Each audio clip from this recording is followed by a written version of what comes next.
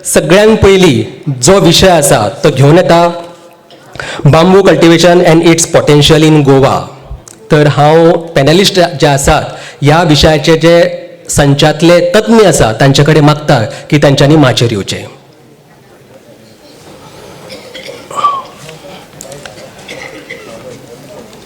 सगळ्यात पयली जो विशय घेतलो वतलो चर्चे खातीर तो bamboo cultivation and its potential in Goa आसा. दुसरो विषय post harvest technology and processing of jackfruit. तिसरो role of farmer producer organization म्हणजेच FPOs in post harvest management and agricultural marketing.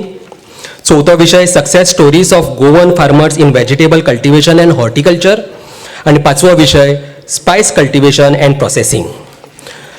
तर अशा ह्या वेगवेगळ्या विशयांचेर चर्चा जातली जातून तुमचो सहभाग तितलोच गरजेचो आसा, कारण तुमच्या मनातले जे दुबाव आसा, प्रश्न आसा हांच्यो जापो तुमच्या पर्यंत दिवपाचो यत्न आयचे हे जो पॅनलिस्ट आसात ते तांच्या कडल्यान केलो वतलो. तर आयज आमच्या मदीं ह्या पॅनला भितून सामावलेले आसात संजीव करपे, तशेंच आमचे assistant director Nagesh Kumarpant, doctor Deepak Yerate, doctor Uthappa AR, Milind Patil, Michael D'Souza आणि विष्णू नाईक.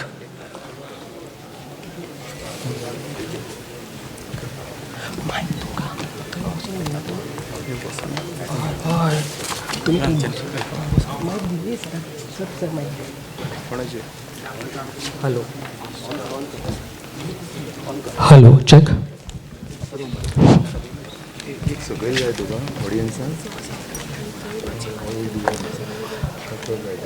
गुड मॉर्निंग सगळ्यांक येवकार. आयचे जे पयले चर्चा सत्र आसा ते बांबू कल्टिवेशन आनी इट्स पोटेन्शियल इन गोवा. गोंयांत बांबू लागवड आनी ताची क्षमता ह्या विशयाचेर भासाभास जातली. बांबू फक्त एक झाड न्ही तर भविश्यांत शाश्वत शेतीचो भक्कम आधार आसा, म्हणून ताका ग्रीन गोल्ड म्हणटात. ह्या चर्चा सत्रांत आमचे जे तज्ञ जाणकार आसात त्यांची ओळख करून दिल्ली आसा. सगळ्यात पयली आसा Sanjeev Karpe, international bamboo exporter. Shri doctor Uthappa AR, senior scientist. Shri Milind Patil, forest nurseryman. Doctor Deepak Yerate, soil and biofuel expert, master trainer. Shri Michael D'Souza, progressive bamboo farmer. Shri Vishnu Naik, bamboo grower आणि गोंयचो शेतकार जावन आसा. सो बांबू विशीं आमी सविस्तर अशी चर्चा करतले. सगळ्यात पयलीं आमचे जे चर्चा सत्र जातले ते आमचे संजीव करपे सर. संजीव करपे सर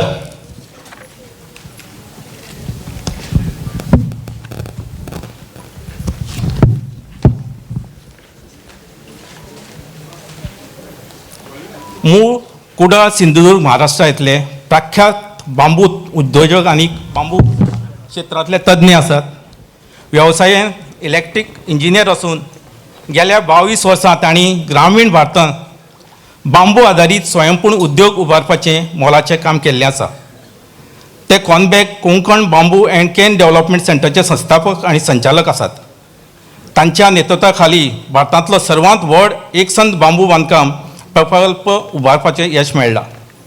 ते बांबू संशोधन, उद्योग, प्रशिक्षण, फर्निचर निर्मिती, ई-कॉमर्स आणि आंतरराष्ट्रीय बांबू मानक ISO तयार करपा कामांत सक्रिय सहभाग घेतात. भारतांत बांबू बांदकामाचे तांत्रीक निकश विकसीत करपाक तांचो मोठाचें योगदान आसा. तांच्या कार्याची योग्य दखल घेवन तांकां अनेक राष्ट्रीय सन्मान मेळ्ळे आसात. बांबू शेती, प्रक्रिया, मूल्यवर्धन आणि उद्योजकांक ह्या विशयाचेर तांचें मार्गदर्शन आपल्या फार मोलाचें ठरतलें.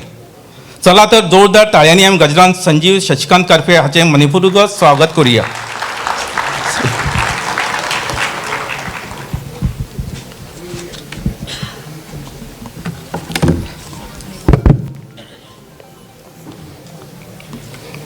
Good morning. आज मी तुम्हाला बांबू या विषयातली एक गोष्ट सांगणार आहे. मी इथं नक्कीच लेक्चर द्यायला आलेलो नाही, पण आपल्या गोव्याच्या शेजारचा सिंधुदुर्ग जिल्हा महाराष्ट्रातला, तिथं 22 वर्षापूर्वी आम्ही आमच्या शेतकऱ्यांना बांबूची लागवड करायला मोटिवेट केलं आणि त्यांना आम्ही सांगितलं की बांबूची शेती करा. तुम्हाला माहीतच असेल की सिंधुदुर्ग जिल्ह्यात हापूस आंबा, काजू ही महत्त्वाची पिकं आहेत.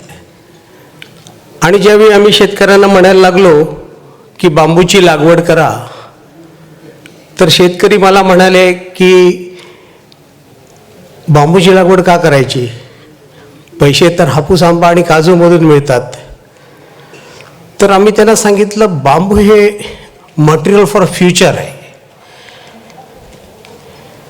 आणि बांबू हे जगातलं नंबर 1 सस्टेनेबल मटेरियल आहे. जास्त ऑक्सिजन देतं आणि जास्त कार्बन शोषून घेतं. शेतकरी म्हणाले त्याचा मला काय फायदा, मला हापूस आंब्यामध्ये एवढे पैसे मिळतात, त्याच्यापेक्षा जास्त पैसे मिळणार का. आणि मग आम्ही कसं बसं काही शेतकऱ्यांना हे पटवून द्यायला यशस्वी झालो की बाबांनो, जगामध्ये फक्त 1/3 भागामध्ये बांबूची लागवड केली जाते. हा जो हिरव्या रंगाने दर्शवलेला भाग आहे ना, जगामध्ये तेवढ्याच ठिकाणी बांबू होतो. युरोपमध्ये बांबू होत नाही, अमेरिकेत बांबू होत नाही. आणि ह्या श्रीमंत देशामध्ये बांबू होत नसल्यामुळे बांबूपासून वस्तू बनवून ह्या श्रीमंत लोकांना विकायला आपल्याला संधी आहे, असं आम्ही त्यांना सांगितलं.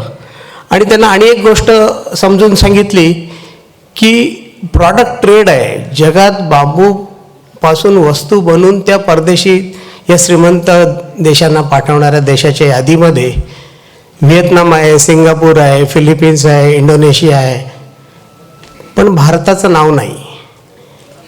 आणि भारताचं नाव कुठे आहे तर टॉप 10 बांबू प्रोडक्ट इम्पोर्टिंग कंट्रीमध्ये आहे. म्हणजे आपण बांबूच्या वस्तू बनवून परदेशातनं आयात करतो. आणि ही परिस्थिती बदलायला पाहिजे, आपल्याला खूप संधी आहे, असं ज्यावेळी आम्ही शेतकऱ्यांनी सांगितलं तर 2004 साली फक्त 120 शेतकरी आम्हाला भेटले की ज्यांनी आमचं ऐकलं. आमच्या संस्थेचं नाव आहे कोकण बांबू अँड केन डेव्हलपमेंट सेंटर, जी 2004 साली आम्ही स्थापन केली. आणि जगातील एनबार नावाची जी आंतरराष्ट्रीय संस्था आहे, जगातील 51 देशाच्या सरकारने एकत्र येऊन बांबूचं रिसर्च आणि प्रमोशन करण्यासाठी ही संस्था बनवलेली आहे. त्यांच्या मदतीने आम्ही आमच्याकडच्या शेतकऱ्यांना बांबूचं प्लांटेशन करण्यासाठी मोटिवेट करायला सुरुवात केलं. त्यांना पटवून दिलं की बाबा बांबू लागवड करायला काय काय करायला लागेल, त्याचे कसे फायदे होतील. आणि अल्टिमेटली आमच्या असं लक्षात आलं की शेतकऱ्यांनी लोकल जात, तिकडे 3 जातीचे बांबू होते, त्यातली मांडगा डेंड्रोकॉलमस टॉक्सी ही व्हरायटी शेतकऱ्यांनी ग्रो करायला सुरुवात केली. आणि अशा प्रकारचं लागवड झाल्यानंतर नॅचरली हा बांबू हार्वेस्ट करायला सोपा आहे. त्याला स्वतःचे खालती कमी ब्रांचेस असल्यामुळे आणि साधारणपणे वेगवेगळा तो ग्रो होत असल्यामुळे त्याला, हे जरा मला स्लाईड चेंजर ऑपरेट होत नाही आहे बघा नीट. तर हे अशा प्रकारची बांबूची लागवड केली. आणि मग ही बांबूची लागवड छान सुंदर सरळ बांबू लोकांनी अशा प्रकारचा बांबू ग्रो केला. आणि 4थ्या वर्षी सर्वसाधारणपणे आपण लागवड केल्यानंतर 4थ्या वर्षापासून अशा प्रकारचा बांबू आपल्याला हार्वेस्ट करायला, कापायला तयार होतो. आणि मग हा बांबू ज्यावेळी शेतकऱ्यांनी हार्वेस्ट केला, हा बांबू सर्वसाधारणपणे सरळ आणि चांगला दिसणारा होता. तर आम्ही शेतकरी ते आम्हाला म्हणाले की तुम्ही आम्हाला सांगितलं बांबूची लागवड करायला, आता तुम्ही हा बांबू विकत घ्या आमच्याकडनं. तर आम्ही हे समजून घेण्याचा प्रयत्न केला की शेतकऱ्याच्या अपेक्षा किती आहेत. तर शेतकऱ्यांनी अगदी सोप्या भाषेत आम्हाला सांगितलं की आमच्याकडे हापूस, आंबा आणि काजूमध्ये आम्हाला एकरामध्ये एवढे पैसे मिळतात. आजच्या दराने सांगायचं झालं तर 1,00,000 रुपये दरवर्षी आम्हाला एका एकरात उत्पन्न मिळालं पाहिजे. ते जर मिळणार असेल तरच ही बांबूची लागवड करण्यात अर्थ आहे. तुमचा ऑक्सिजन जास्त देतो म्हणून काय आम्ही बांबूची लागवड करणार नाही. आम्ही आमच्याकडच्या व्यापाऱ्यांकडनं समजून घेतलं की बांबू कशासाठी वापरला जातो. तर ते म्हणाले की बांबू तर आम्ही ॲग्रिकल्चर स्टेक, मंडप, झोपडी किंवा स्कॅफोल्डिंग ह्याच्यासाठी वापरतो. आता तुमचा सुंदर दिसणारा, सरळ दिसणारा बांबू ह्याच्यासाठी स्कॅफोल्डिंगवाला तर जास्त पैसे देणार नाही. झोपडी वाले जे वापरतात बांबू, मंडपसाठी वापरतात, ते तर ह्या सगळ्या गोष्टीला देणार नाही. होतोय का? नाहीतर तुम्ही स्लाईड चेंज करायला सांगा ना. तर आम्ही त्यांना सांगितलं की बाबांनो, शेतकऱ्याच्या अपेक्षा तरी आहेत की हा सरळ सरळ सुंदर बांबू ला त्यांना 1,00,000 रुपये एकराचे मिळालं पाहिजे. आणि मग 1,00,000 रुपये द्यायचे असेल तर झोपडीला आणि मंडपला वापरून चालणार नाही, तर बांबूला ट्रीट करायला लागेल. अशा प्रकारचा प्रेशर ट्रीटमेंट प्लांट आम्ही कुडाळ MIDC येथे लावला. बांबू ऑन इट्स ओन ड्युरेबल नाही आहे, त्याला जर ट्रीट केला ट्रीटमेंट प्लांटमध्ये तरच त्याची ड्युरेबिलिटी वाढते. अशा प्रकारे ट्रीट केलेला बांबू 100 वर्ष टिकू शकतं. 100 वर्ष. तुमच्याकडे गोव्यामध्ये शॅकला बांबू वापरतात, ते खाडीच्या पाण्यामध्ये डुबून ठेवतात. मग पुढे त्याला प्रायमरी प्रोसेसिंग करायला लागेल. त्याच्यासाठी आम्ही मशीन्स आणल्या, त्याला गरम करून सरळ करता येतो. अशा प्रकारे हे फार जुनं टेक्निक आहे. 100 वर्षापूर्वी असंच बांबू स्ट्रेट केला जायचा, गरम करून त्याला प्रेशर देऊन तो ट्रीट केला जातो.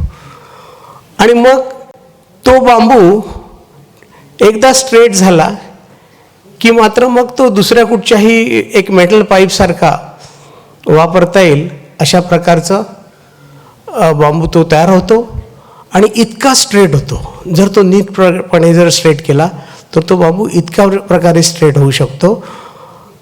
आणि मग एवढा स्ट्रेट बांबूला तुम्ही खरंच त्या प्रॉडक्टमध्ये वापरायचं असेल तर ते वापरता येईल. हे ट्रीटेड ग्रेडिंग करून स्ट्रेट केलेला बांबू आहे आमच्या युनिटमध्ये. Next slide. अशा प्रकारचा बांबू गरम करून बेंड पण करता येतो आणि इतक्या युनिफॉर्मली तो बेंड होतो. तर एकदा त्याला स्ट्रेटनिंग आणि बेंडिंग करता आलं, नेक्स्ट स्लाईड, तर त्याला कमोडिटीमध्ये कन्वर्ट करता येतं. तुम्ही म्हणाल तो साईज आणि शेप बांबूचा आणि ह्याच्यापासून वस्तू बनवणं सहज शक्य होतं. आम्ही बांबूचं फर्निचर बनवण्याचं प्रशिक्षण आमच्या सिंधुदुर्ग जिल्ह्यातील युवकांना दिलं. Next slide. जवळजवळ 350 मुलांना आम्ही सिंधुदुर्ग जिल्ह्यात बांबूपासून फर्निचर बनवायचं प्रशिक्षण दिलं आणि त्यांना आम्ही सांगितलं, आता तुम्ही बांबूचं फर्निचर बनवून विका, सरकार तुम्हाला कर्ज देईल. ती मुलं म्हणालेली, अशा प्रकारे बांबूचं फर्निचर बनवून विकणाऱ्या किती एजन्सीज आहेत आपल्या देशामध्ये, आम्हाला जरा दाखवा तरी. आणि अशा प्रकारची एजन्सी नव्हती त्यावेळी. त्याच्यामुळे ती मुलं म्हणायला लागली, तुम्हीच करा हे, आम्हाला नोकरी द्या आणि तुम्हीच काय ते विका. मग आम्ही अशा प्रकारचे युनिट सेटअप करून बांबूचं फर्निचर बनवायला सुरुवात केली. Next slide. आणि हे फर्निचर जेव्हा आम्ही बनवलं ते आमच्या लक्षात आलं की ह्या फर्निचरची किंमत नॉर्मल लाकडी फर्निचरपेक्षा महाग होते. Bamboo is a difficult material to work with. Next slide. आणि मग हे फर्निचर जे आमच्या फॅक्टरीत बनायला लागलं, नेक्स्ट स्लाईड, जर लाकडापेक्षा महाग असणार असेल तर कोण फर्निचर हे विकत घेईल? तर शहरातली श्रीमंत लोक, ज्यांना सस्टेनेबिलिटी, इको ह्याची समज आहे, आवड आहे, नेक्स्ट स्लाईड, ते हे विकत घेतील हे आमच्या लक्षात आलं. आणि मग त्यांना आवडेल अशा प्रकारचं फर्निचर बनवायला आम्ही सुरुवात केला. कारण जी किंमत जास्त आहे शहरातल्या श्रीमंत माणसांनी घ्यायला पाहिजे. Next slide. आणि वेगवेगळ्या प्रकारचे रंग लोक म्हणायला लागले, वेगवेगळ्या प्रकारच्या डिझाईन. Next slide. हे अशा प्रकारचं फर्निचर आम्ही बनवायला सुरुवात केली. एक गोष्ट आमच्या लक्षात आली की सगळ्या ड्रॉइंग रूमचं फर्निचर आमच्यासाठी कोण बदलणार नाही, तर घरातला एक कॉर्नर जर आपण म्हटलं त्याला की इको फ्रेंडली प्रॉडक्ट आम्ही तुला सजवून देतो, नेक्स्ट स्लाईड, तर ते वर्क करतं असं आमच्या लक्षात आल्यानंतर आम्ही श्रीमंत लोकांच्या घरातला एक कॉर्नर आपल्याला सजवायला कसा मिळेल ह्याच्या मागे लागलो. आणि हे सगळं, नेक्स्ट स्लाईड, हे सगळं जे फर्निचर आहे त्याला सांगा की मी असा पुढे गेलो ना की स्लाईड फोटो चेंज करून घ्या. तर अशा प्रकारचं फर्निचरला आम्हाला ग्राहक मिळाला की शहरामध्ये एकतर घरामध्ये किंवा लॉनवर अशा प्रकारचं फर्निचर आम्ही ज्यावेळी विकायला लागलो त्यावेळी आमच्या लक्षात आलं की लाकडापेक्षा जास्त पैसे देऊन, नेक्स्ट स्लाईड, हे फर्निचर लोक घ्यायला तयार आहेत. Next slide. आणि मग जर श्रीमंत लोक बांबूचं फर्निचर घेता येत असेल तर शेतकऱ्याला का चांगले पैसे देऊ नये. आम्ही असं ठरवलं की आपल्याला हापूस आंब्यामध्ये त्याला पैसे मिळतात त्याच्यापेक्षा जास्त पैसे देता यायला पाहिजेत आणि आम्ही 1 लाख रुपये एकर तरी शेतकऱ्याला मिळायला पाहिजे ह्या दृष्टीने त्या बांबूची किंमत तशी फिक्स केली. मार्केटचा जो दर होता त्याच्यापेक्षा जास्त पैसे द्यायला सुरुवात केली. आम्ही मात्र बांबू विकत घेताना आम्हाला हवा तसाच बांबू विकत घेतो, इतरांपेक्षा जास्त दर देतो. मग नुसतं फर्निचर करून चालेल का? तर आता 120 शेतकऱ्यांना पैसे मिळतात बघितल्यावर अनेक शेतकरी ते बांबूची लागवड करायला लागलेत एकामेकाच्या बघून. सिंधुदुर्ग जिल्ह्यात बांबूचं लागवड करायची कल्चर क्रिएट झालं. Next slide. आणि मग आम्ही ठरवलं की बांबूला कन्स्ट्रक्शनमध्ये वापरायला पाहिजे. पहिल्यांदा लँडस्केप एलिमेंट आणि मग कन्स्ट्रक्शनमध्ये वापरल्यानंतर अशा प्रकारचे लँडस्केप एलिमेंट ज्यावेळी आम्ही बनवायला सुरुवात केली त्यावेळी बांबूचं कन्झम्पशन पण वाढलं. आम्ही म्हटलं की सिम्पल असं अगदी फेन्सिंग जरी आपण करायचं ठरवलं तरी पण भरपूर बांबू लागतात आणि असं इतकं सुंदर फेन्सिंग बांबूचं होतं आणि श्रीमंत लोकांना चांगल्या पैशामध्ये हे विकत घ्यायला आपण लावू ह्याच्यावर आम्ही काम करायला सुरुवात केला.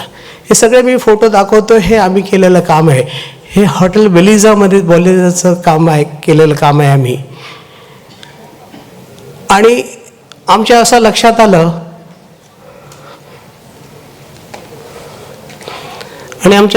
आलं की जर टुरिझम इंडस्ट्रीमध्ये ह्याचा चांगल्या प्रकारे वापर केला तर खरंच चांगले पैसे शेतकऱ्याला आपल्याला देता येतील आणि शेतकऱ्याला चांगले पैसे मिळाले तर तो मेहनत करेल आणि त्याने जर मेहनत केली तर आपल्याला जसा हा क्वालिटीचा बांबू हवा आहे त्या प्रकारचा बांबू शेतकऱ्यांना आपण रिक्वेस्ट करून बेटर फार्मिंग प्रॅक्टिसेस अडॉप्ट करून आपण अशा प्रकारचे काम करू शकतो हे आमच्या लक्षात आलं. आणि मग त्या दृष्टीने ज्यावेळी शेतकऱ्यांना जास्त पैसे मिळायला लागले मला सांगायला आनंद वाटतं की आता सिंधुदुर्ग जिल्ह्यामध्ये 10,000पेक्षा जास्त शेतकरी आहेत जे बांबूची लागवड करत आहेत आणि मागच्या 30-40 वर्षाचा अनुभव घेतलेले लोक आहेत. मायकल डिसोजा जी इथं आलेले आहेत त्याचे वडील आणि त्यांनी म्हणून गेली 40 वर्ष बांबूची शेती करतायत. ते त्यांचं 40 एकरचं बांबूचं क्षेत्र आहे. ते तुम्हाला आपल्या भाषणात सांगतील की हापूस आणि हापूस आंबा काजू हे पण त्यांच्याकडे होतं पण त्यांना लक्षात आलं की सगळ्यात जास्त पैसे कशातनं मिळतात तर बांबूतनं मिळतात. आता तुम्हा सगळ्यांना माहीत आहे की हे सगळं जे आहे हे कम्प्लिटली कोकणातलं सिंधुदुर्गातलं वातावरण आणि गोव्यातलं वातावरण जमिनीचा प्रकार एक्झॅक्टली सेम आहे, काही वेगळं नाही. तर अशा प्रकारचं काम झाल्यामुळे 10,000पेक्षा जास्त शेतकरी सिंधुदुर्ग जिल्ह्यात बांबूचं प्लांटेशन करायला लागले. तुम्ही प्रेझेंटेशन परत एकदा ऑन करताय का? ओके. तर हे जे हे आता सीधा ते गोवाचं आहे किंवा अशा प्रकारचे अनेक कमर्शियल टुरिझम क्षेत्रातल्या एजन्सीजने हे हॉटेल बेलिझाचं काम आहे. तर ह्यामुळे काय झालं की आपल्याला शेतकऱ्यांना खरंच चांगला भाव देणं शक्य झालं आणि कॉनबॅकमधून ही सगळी कामं झाली. आणि मग आमच्या लक्षात आलं की बांबू कन्स्ट्रक्शनला प्रचंड मोठं डिमांड आहे. आणि मग आम्ही एक स्ट्रक्चरल प्रीफॅब्रिकेशन करणारं युनिट बनवलं बांबूचं. जसं मेटलमध्ये कंपोनंट्स बनतात तशा प्रकारचं कंपोनंट्स आपण बांबूचे बनवतो. आणि हे कंपोनंट्स बनल्यानंतर त्याला पॅक करून साईटवर आम्ही ते घेऊन जातो आणि अशा प्रकारचं ॲक्च्युअल कन्स्ट्रक्शन आम्ही साईटवर करतो. इंडियामध्ये आम्ही बांबू कन्स्ट्रक्शनचं डेफिनेशन चेंज करू शकलो आहे. अशा प्रकारचं बांबूचं कन्स्ट्रक्शन होतं हे पण आपल्या देशातल्या लोकांना, बहुतेक लोकांना माहीत नव्हतं. टुरिझम इंडस्ट्रीने आम्हाला खूप चांगली साथ दिली. आम्ही वेगवेगळ्या प्रकारच्या कॉटेजेस बनवायला लागलो आणि हळूहळू वेगळ्या ठिकाणी जाऊन हे काम आम्ही करू लागलो. ॲस्थेटिकल, ब्युटिफुल आणि ड्युरेबल अशा प्रकारचं काम आम्ही केलं. हे इंडिया हॅबिटॅट सेंटरमध्ये केलेलं एक कॉटेज आहे. रूफिंगपासून फ्लोअरिंगपर्यंत सगळ्या गोष्टी बांबूच्या आहेत. आणि अशा गोष्टी केल्यामुळे लोकांना त्या मटेरियलची आवड निर्माण झाली, आमचा कॉन्फिडन्स वाटला. हैदराबादमध्ये हे 10,000 स्क्वेअर फीटचं एक क्लब हाऊस आम्ही एका बिल्डरसाठी बनवलं. 52 फूट स्पॅन असलेलं हे पूर्णपणे बांबूचं रूफ आहे. आणि मग आम्हाला रिपीट ऑर्डर मिळायला लागल्या. आम्ही बेंगलोरमध्ये केलेलं काम आहे, हे रूफिंग मटेरियलसुद्धा बांबूचं आहे. आणि अशा प्रकारे बांबूचा वापर अतिशय हँड कामाला होतो हे एकदा नक्की झाल्यामुळे शेतकऱ्याला बांबूपासून चांगले रिटर्न मिळायला लागले. हा एक लग्नाचा हॉल आहे जो आम्ही कर्नाटकमध्ये केला. सगळे कंपोनंट फॅक्टरीमध्ये बनवून तिथं घेऊन गेलो आणि जशी प्री इंजिनियर्ड बिल्डिंग बनते या सगळे कंपोनंट साईटवर अगदी कमी वेळामध्ये नट बोल्टने जोडून उभं करता येतात. आणि अशा प्रकारचं काम आम्ही करून दाखवलं. हे सारं टेक्निक सिंधुदुर्ग जिल्ह्यातल्या आर्टिझन्सनी, गरीब कारागिरांनी क्रिएट केलेलं आहे. महाराष्ट्र शासनाने आम्हाला एक मोठी संधी दिली. 1,00,000 स्क्वेअर फीटचं हे कन्स्ट्रक्शन फॉरेस्ट डिपार्टमेंटचं रिसर्च इन्स्टिट्यूट आम्ही बांधलं. रूफिंगपासून फ्लोअरिंगपर्यंत प्रत्येक गोष्ट इथं बांबूची आहे. आणि मग फॉरेस्ट डिपार्टमेंटने ते केल्यामुळे सगळ्यांचाच कॉन्फिडन्स वाढला. परदेशात जाऊन आम्ही कामं करायला लागलो. हिल्टनचं वॉर्डर ऑफ ऑस्ट्रेलिया हा एकदम हाय एंड ब्रँड आहे. त्यांना मालदीवमधल्या त्यांच्या रिसॉर्टसाठी अशा प्रकारचं एक रेस्टॉरंट बांधून पाहिजे होतं. हे ग्लोबल टेंडर होतं. आम्ही ते टेंडरमध्ये पार्टिसिपेट झालो. सगळे कंपोनंट्स फॅक्टरीत बनवले आणि घेऊन गेलो आणि हे जाऊन आम्ही मालदीवमध्ये लावलो. मला सांगायला आनंद वाटतो, ज्या हॉटेलमध्ये एक रूममध्ये एक रात्री राहायला 10 लाख रुपये घेतले जातात त्याचं काम सिंधुदुर्ग जिल्ह्यातील कमी शिक्षित आर्टिझननी करून दाखवलं. हा त्याचा ॲक्च्युअल फोटो आहे त्या कामाचा. आणि ह्या कामाला CNN UKने जगातल्या टॉप 16 बेस्ट वॉटरफ्रंट रेस्टॉरंटचा दर्जा दिला. आणि द फोर्ब्स जगातली नंबर 1 रेटिंग एजन्सी आहे, त्याने सुद्धा ह्याला रेट केलं. आणि मग त्याच्यानंतर आम्हाला अनेक कामं परदेशात मिळायला लागली. सिंधुदुर्गातला बांबू आणि सिंधुदुर्गातला कारागीर घेऊन आम्ही त्या देशात जाऊन ही कामं केली. आणि चायनाला सुद्धा आपण बीट करू शकतो तिथं जाऊन परदेशात. हे आमच्या गरीब शेतकऱ्यांच्या मुलांनी सिद्ध करून दाखवलं. फिफा फुटबॉल वर्ल्ड कप जगातला सगळ्यात ज्याला लार्जेस्ट स्पोर्टिंग इव्हेंट मानला जातो, तिकडे त्या स्पर्धेच्या वेळी ज्या रिसॉर्टमध्ये प्लेयर्सची राहायची व्यवस्था केलेली होती त्याचं पूर्ण फॉल सिलिंग त्यांना बांबूमध्ये करायचं होतं. हे एक इंटरनॅशनल टेंडर होतं. आम्ही त्याच्यात पार्टिसिपेट झालो. आम्ही सगळ्या चायनीज कंपन्यांना बीट केलं आणि हे सगळं काम महिला बचत गटाच्या बायका आमच्या युनिटमध्ये करतायत बघा. हे बांबूचे पॅनल्स आम्ही आमच्या फॅक्टरीमध्ये बनवले आणि मग आम्ही घेऊन गेलो ते पॅक करून. आणि तिथे जाऊन ज्यावेळी ॲक्च्युली आम्ही हे काम लावलं, तिथे जाऊन फिक्स केलं, त्यावेळी त्याचा क्लास किती वेगळा असू शकतो हे आम्हाला सुद्धा माहीत नव्हतं. अत्यंत दर्जेदार अशा रिसॉर्टमध्ये बांबूला जागा मिळाली. आणि मग हळूहळू भारतीय लोकांना पण बांबूचं महत्त्व कळायला लागलं. आम्हाला ऋषिकेशमधल्या एका रिसॉर्टने हे काम करायची संधी दिली. आणि हे त्यांचं जे रेस्टॉरंट आहे, हा जो शेप आहे आणि ही जी ब्युटी आहे बांबूची, ही तुम्हाला दुसऱ्या कुठच्याही मटेरियलमध्ये मिळू शकत नाही.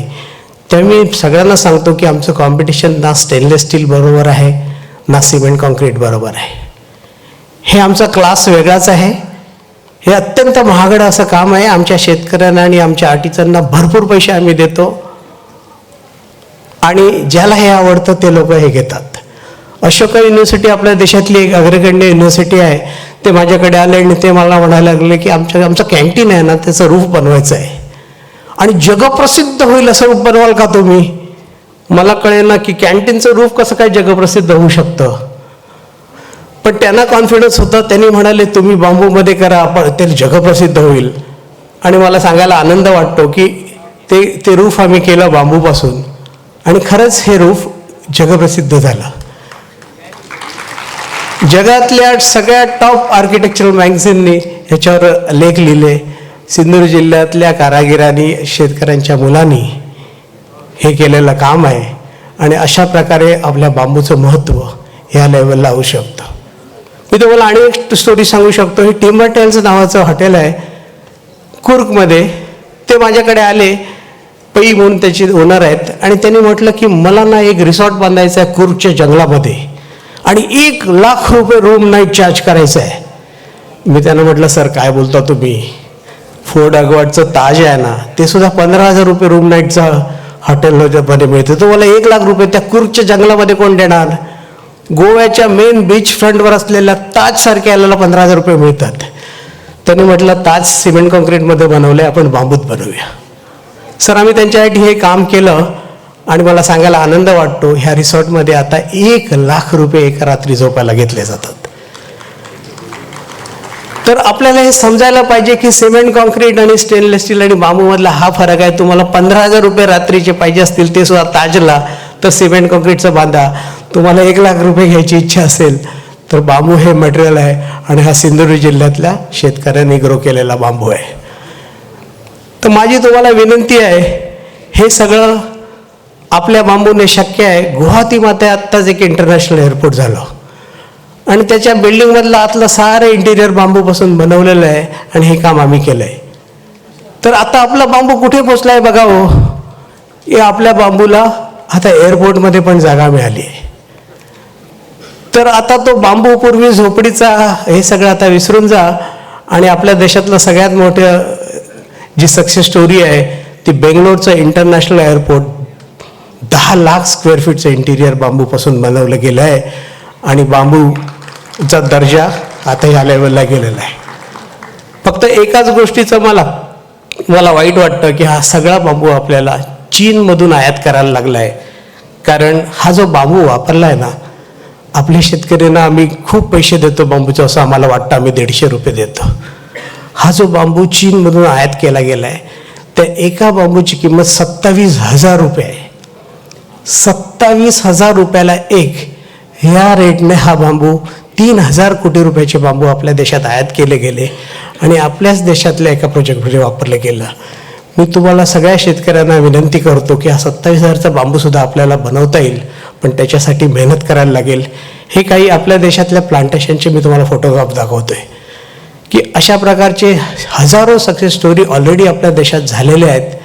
तुम्ही लोकांनी मनावर घेतलं तर मला खात्री आहे की हे सगळं काम आपल्याला गोव्यात पण करता येईल आणि ह्याच्या पुढे 27,000चा बांबू इम्पोर्ट होणार नाही.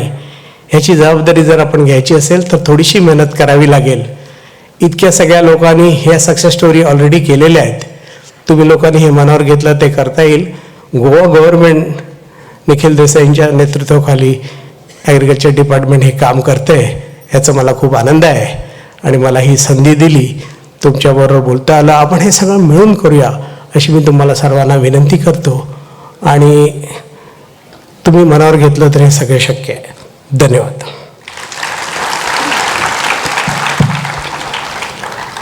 Thank you, Sanjeev Karpe sir, for your enlightening talk on bamboo cultivation.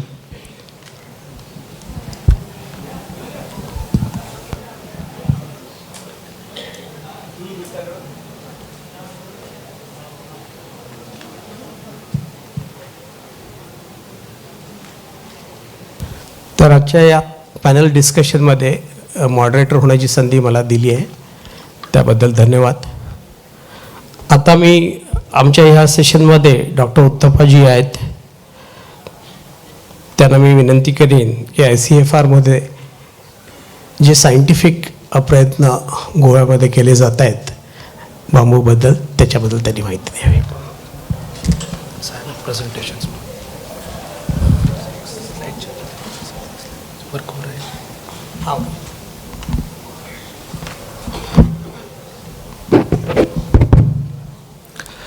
सबको नमस्कार.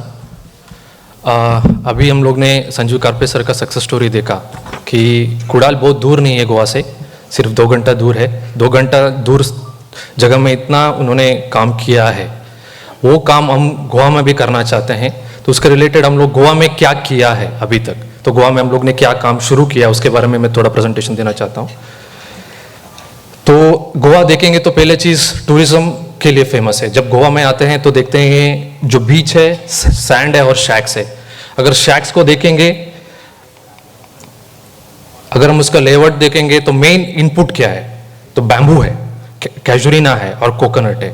तो हमारे बीचेस में कितना शैक्स है, एक शैक्स में हमें विष्णु जी से बात कर रहा था मिनिमम हर साल 300 स्टिक्स का बैम्बू की जरूरत है. तो कितना बैम्बू गोवा में प्रोड्यूस होता है, कितना बाहर से आता है.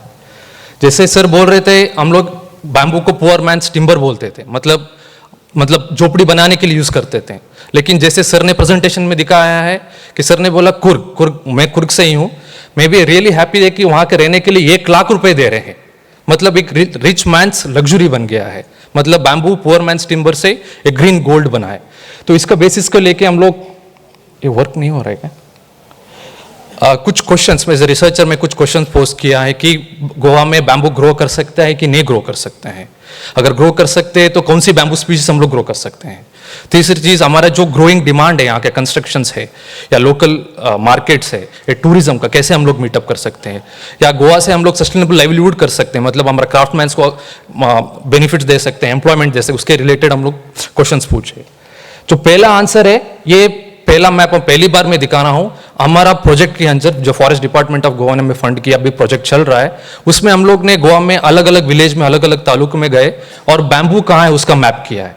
We have got more than 1000 points अभी तक, अभी भी प्रोजेक्ट चल रहा है. तो गोवा में बैम्बू ग्रो होता है, तो होता है और दिखता भी है. तो अगर ऑलरेडी गोवा मतलब वर्ल्ड में देखेंगे तो अराउंड 1600 स्पीशीज से मोर देन 1500 यूजर्स है बैम्बू का. ऑलरेडी सर ने कुछ यूजर्स दिखाया है. इंडिया में अराउंड 1136 स्पीशीज है और इंडिया चाइना की सेकंड है. और अगर हम लोग देखें नॉट ओनली बेनिफिट्स, अगर हम लोग सोचे कार्बन सिक्वेस्ट्रेशन भी दे रहा है, सॉइल एरोशन की कमी कर रहा है, क्योंकि हमारा जो हिली टेरेन है. और चाइना ने ये मैं दिखा रहा हूं कि हम लोग फील्ड सर्वे कैसे किया. हर विलेज में गया हम लोग, वो फार्मर से पूछा आप कौन सी बैम्बू स्पीशीज ग्रो कर रहे हैं और आपको उसमें क्या प्रॉब्लम आ रहा है, उसको कहाँ भेज रहे हैं, ये सारे इंफॉर्मेशन हम लोगों ने कलेक्ट किया. ये वर्क नहीं हो रहा है, नहीं वर्क हो रहा है. Next please, next. नहीं हो रहा है, नेक्स्ट.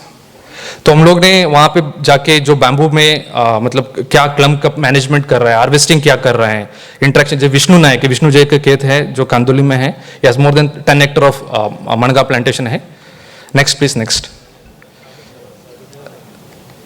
Next, next. तो एको फ्रेंडली ट्रीटमेंट होता है. ये सब नॉलेज जो गोवा का है हम लोग यहाँ पे डॉक्यूमेंट कर रहे हैं. तो कॉमन स्पीशीज हम लोग जब देख रहे हैं, मेनली डेंड्रोक्रोमस टॉक्साई मोस्ट डोमिनेंट स्पीशीज है यहाँ पे, फॉलोड बाय जो तॉर्नी बैम्बू है, जो जिसमें कांटा है, तो हम लोग जो बायोफेंस के लिए कहते हैं वो है. ये पिक्चर है मतलब अलग अलग स्पीशीज का. Next please. ऐसे ही हम लोग ने क्या किया, ऑलरेडी 4-5 स्पीशीज गोवा में अच्छे से ग्रो हो रहा है. तो उसके अलावा कोई और स्पीशीज हम लोग ट्राई कर सकते हैं कि प्लान करके हम लोग ने क्या किया, गोवा में हमारा होल्ड गोवा में ही around 60 different types of bamboo हम लोगों ने कलेक्ट किया है और उसका हम लोग वहां पे इवेलुएट कर रहे हैं. Next, next slide please. तो उसमें हम लोग देख सकते हैं कि not only for scaffolding purpose, biomass purpose, also for, क्योंकि हमारे इंस्टीट्यूट का मैंडेट है एग्रो इको टूरिज्म और गोवा का भी मैंडेट है टूरिज्म. तो हम लोग क्या बैम्बू को एग्रो इको टूरिज्म में बढ़ा सकते हैं. उसके रिलेटेड जो एग्रो इको टूरिज्म वैरायटी जैसे साइजोस्ट्रेकम ब्रैकिक्लाइडम में ब्लैक बैम्बू है, मतलब शॉर्ट बुशी बैम्बू, उस सबको हम लोग इवेलुएट कर रहे हैं. उसके अलावा हम लोग ट्रेनिंग भी दे रहे हैं फार्मर्स को, कैसे नर्सरी का ट्रेनिंग, वैल्यू एडिशन, उसके रिलेटेड भी. Next please. ये हमारा बैम्बू सिस्टम है. आई रिक्वेस्ट जो भी फार्मर से, I kindly request you to visit हमारा इंस्टीट्यूट विजिट करे और जो बैम्बू ग्रो हो रहा है उसका आप वहाँ पे देख सकते हैं। हम ट्रेनिंग भी देते हैं फॉरेस्ट डिपार्टमेंट को, एग्रीकल्चर डिपार्टमेंट भी आए हैं। नेक्स्ट। तो अगर बैम्बू के यूजेस देखें, बेसिकली यहाँ पे एग्रीकल्चर के लिए यूज होता है, मेनली स्टेकिंग के लिए, जब भी वेजिटेबल ग्रो कर रहे हैं, रिच कार्ड ग्रो करने के लिए, कुकुम्बर के लिए, कंस्ट्रक्शन पर्पस के लिए जो फेंसेस है, लैडर्स है, टेम्पोररी स्ट्रक्चर्स है, जितने भी फेस्टिवल्स है उसमें हम लोग यूज करते हैं। अगर हम लोग कल्चरल सिग्निफिकेंस भी देखें तो अलग है। अगर गोवन का जो फेस्टिवल्स है, फेस्टिवल में भी इसका बहुत यूज है। Next slide please. अगर यहाँ देख सकते हैं गोवा में मतलब अभी ट्रेडिशनली कैसे कैसे बैम्बू यूज करते हैं, फेंसिंग के लिए होगा, ग्रोइंग वेजिटेबल्स के लिए होगा। Next please. नेक्स्ट। तो गोवन फेस्टिवल्स में भी अगर हम लोग देखेंगे, जो दिवाली के टाइम में जो आकाश कंदील्स बनते हैं उसमें भी जो लेआउट है, जो बैकग्राउंड, वो भी बैम्बू से बनते हैं, नरकासुर भी बनते हैं। लेकिन प्रॉब्लम क्या है, जब इस बार हम लोग मार्केट सर्वे में गए, जो बैम्बू का जो हमें आकाश कंदील नहीं मिल रहा है, बिकॉज चीप सब्स्टिट्यूट आ गया हमारे पास, जैसे प्लास्टिक का आ गया। तो प्लास्टिक से क्या है, हमारा एनवायरनमेंट भी खराब हो रहा है। लेकिन बैम्बू में अगर हम लोग इंटरेस्टेड है बाई करने के, लेकिन हमारे पास इनफ नहीं है, तो यहां पर भी हमें इंटरवेंशन के लिए जरूरत है। Next please.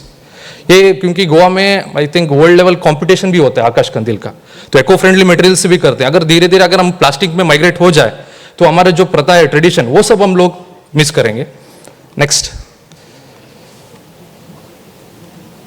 जैसे हमारा क्रिसमस है, क्रिसमस फेस्टिवल में जो स्टार्स है वो भी हम लोग जो लेआउट को देखें वो भी बेली बैम्बू से बनता है।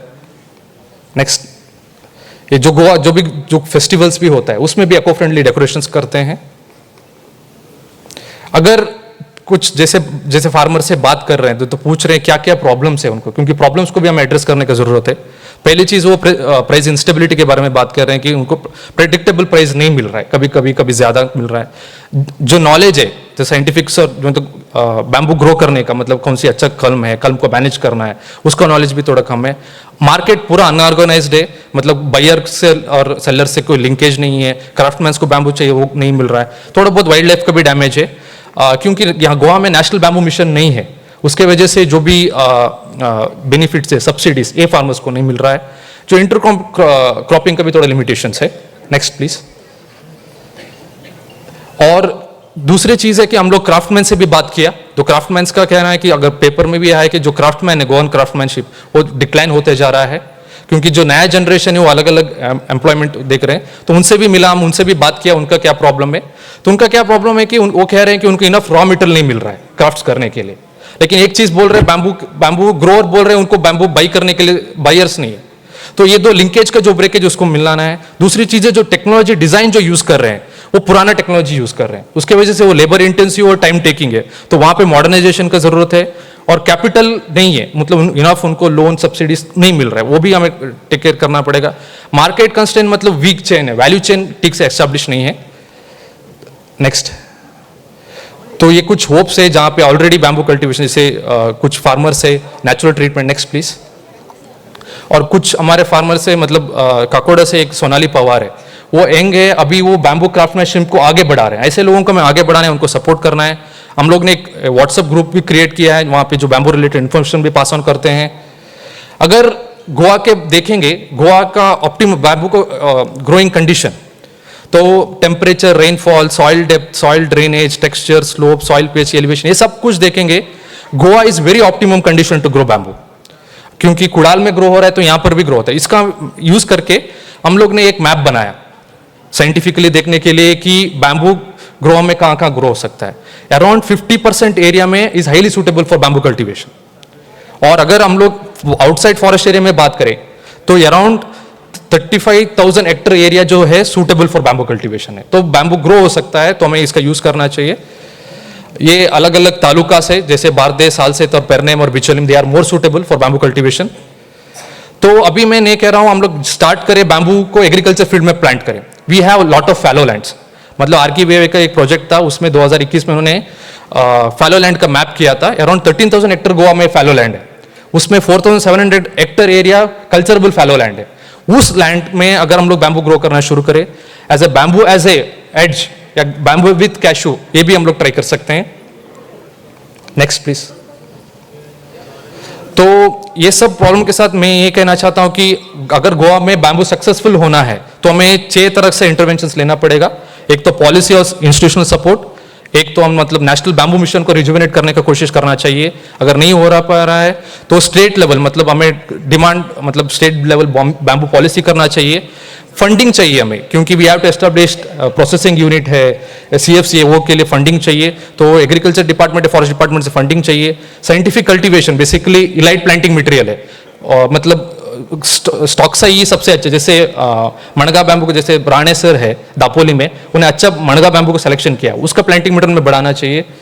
और नया एरिया भी हमें अप्रोच करना चाहिए, जैसे खजान में क्या हम कल्टीवेट कर सकते हैं, खजान बंड में क्या प्लांट कर सकते हैं, वो थोड़ा देखना है। और माइन अफेक्टेड एरिया, जैसे राइट साइड में एक फोटो देख सकते हैं, जैसे जगदीश देसाई, ये 15 साल पहले उन्होंने बैम्बू लगाया था माइन अफेक्टेड एरिया में, ऑलरेडी अच्छा ग्रो कर रहा है, ऑलमोस्ट 15 स्पीशीज उन्होंने ट्राई किया, वो हम लोग ट्राई कर सकते हैं। इंटीग्रेटेड वैल्यू चेन, मतलब not only growing bamboo, we should also think that bamboo grow करने के बाद सर ने बोला उसका ड्यूरेबिलिटी कैसे बढ़ाना है, तो ड्यूरेबिलिटी बढ़ाने के लिए ट्रीटमेंट प्लांट चाहिए हमें, कॉमन फैसिलिटी सेंटर चाहिए, वो सब गोवा में नहीं है, that we have to do. And skill development, basically हमारा आर्ट्स एंड क्राफ्ट्स है, उसको आगे बढ़ाने के लिए we have to train the, master trainers create करना पड़ेगा, उनको इधर बीआरटीसी भेजना पड़ेगा, एनआईडी गोवा भेजना पड़ेगा, नहीं तो सर कॉनबैक भी भेज सकते हैं, जहाँ पे हमारे जो क्राफ्टमैन है उनको ट्रेनिंग कर सकते हैं हम लोग। और यूथ और स्टार्टअप्स को ज्यादा बढ़ावा देना चाहिए इसको। और सबसे इंपॉर्टेंट हमारा टूरिज्म है, टूरिज्म सेक्टर में अगर क्या गोवा का एक गोवन बैम्बू ब्रांड बना सकते हैं, हम लोग बना सकते हैं, आराम से बना सकते हैं। दूसरी चीज हम लोग एको वॉक, बैम्बू वॉक, एको टूरिज्म को बढ़ा सकते हैं।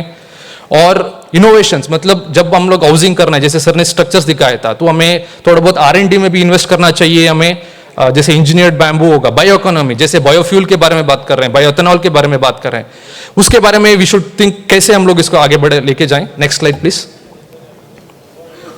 नेक्स्ट, ये ट्रेडिशनल यूजर्स है, मतलब फॉर एग्जांपल हम लोग नेक्स्ट बैम्बू हाउसिंग में जो हमारा जो agro eco tourism, next agro eco tourism क्या बैम्बू हाउसिंग के लिए हम लोग क्या नेक्स्ट कर सकते हैं। Next slide please. ये एनआईटी गोवा है, वहां पे डॉक्टर बप्पी मंडल है, is trying to use bamboo in construction purpose. तो जो आयरन रॉड्स है या स्टील रॉड्स को रिप्लेस करके बैम्बू ये बनाने की कोशिश कर रहे हैं। So the development is happening in end around Goa only.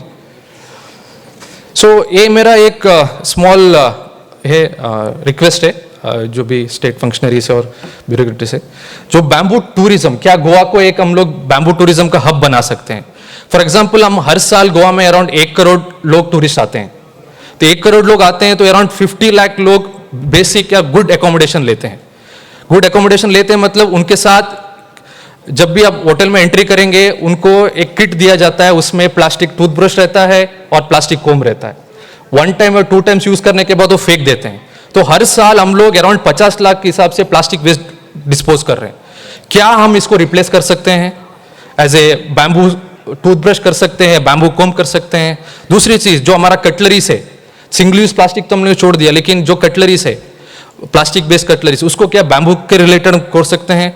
Bamboo walk कर सकते हैं, बैम्बू एक्रो टूरिज्म कर सकते हैं। जो गोवा का जो टारगेट है नेट जीरो 2050 का, वो bamboo will really help in reaching this one. Next please. तो मैं यहाँ पे खत्म करता हूँ। तो let's all walk towards sustainable end greener future. तो नेक्स्ट, जो बैम्बू एक तो रिसेंटली पूरा एग्रीकल्चर डिपार्टमेंट और निखिल देसाई सर भी हमारे इंस्टीट्यूट आए थे।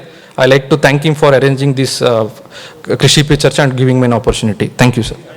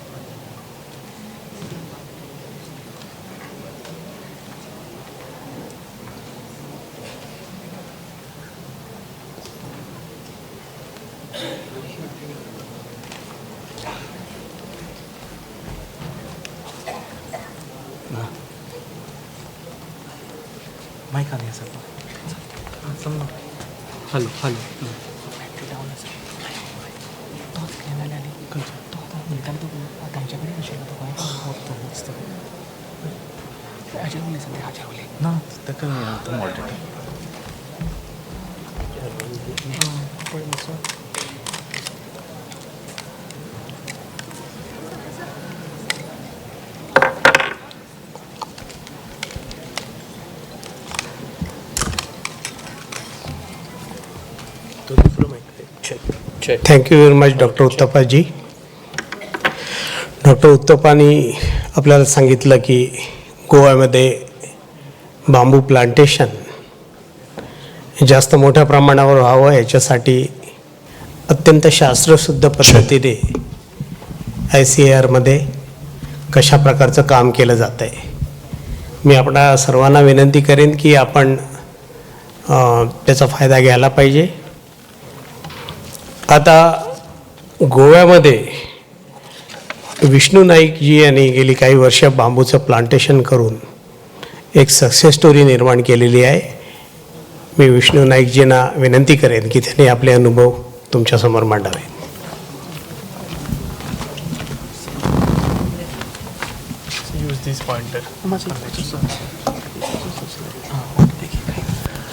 हाय, गुड मॉर्निंग. म्हजें नांव विष्णू नायक. हांव रावता कानोयेचो. हांव एक तुमच्या सारको एक फार्मरूच आसा. आमचे आजे पणजाचे काजू आसा आनी आज्यान आमच्या पयले आज्यान आमच्या तेन्ना एक बॅट रोयलेले थोडे एक करून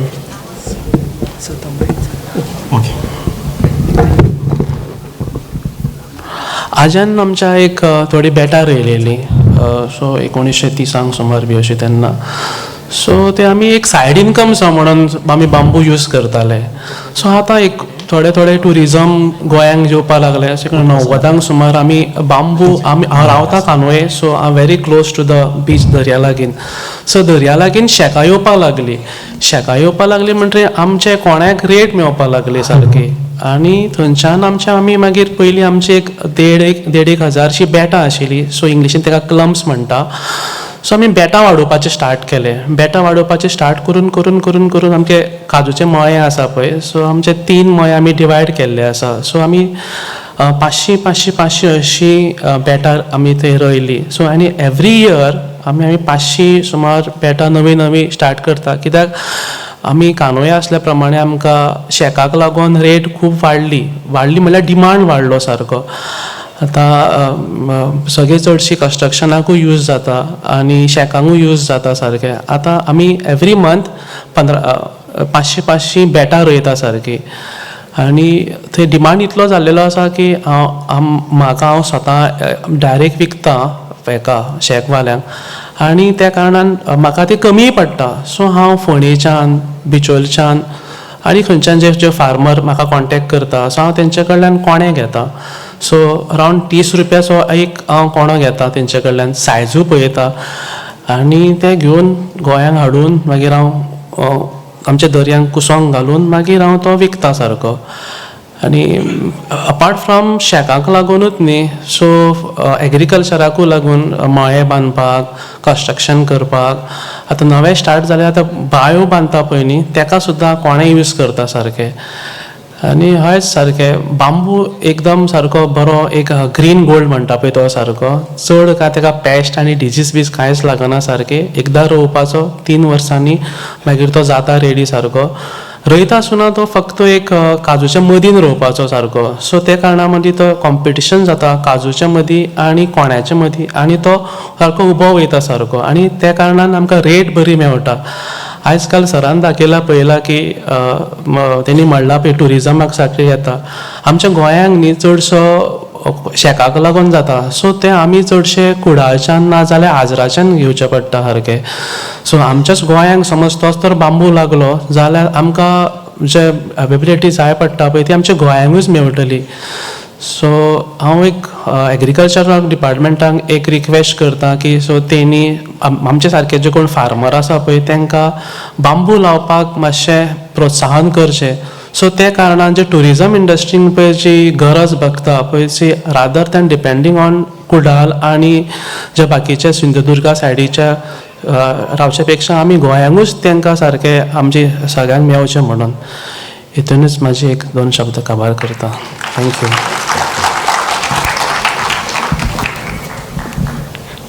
थँक्यू नाईकजीने आपलं स्वतःचे गोव्यातले अनुभव तुम्हाला सांगितले. आता तुमच्या गोव्याच्या अगदी बॉर्डरवर असलेलं सिंधुदुर्ग जिल्ह्यात तर सावंतवाडी हा तालुका आहे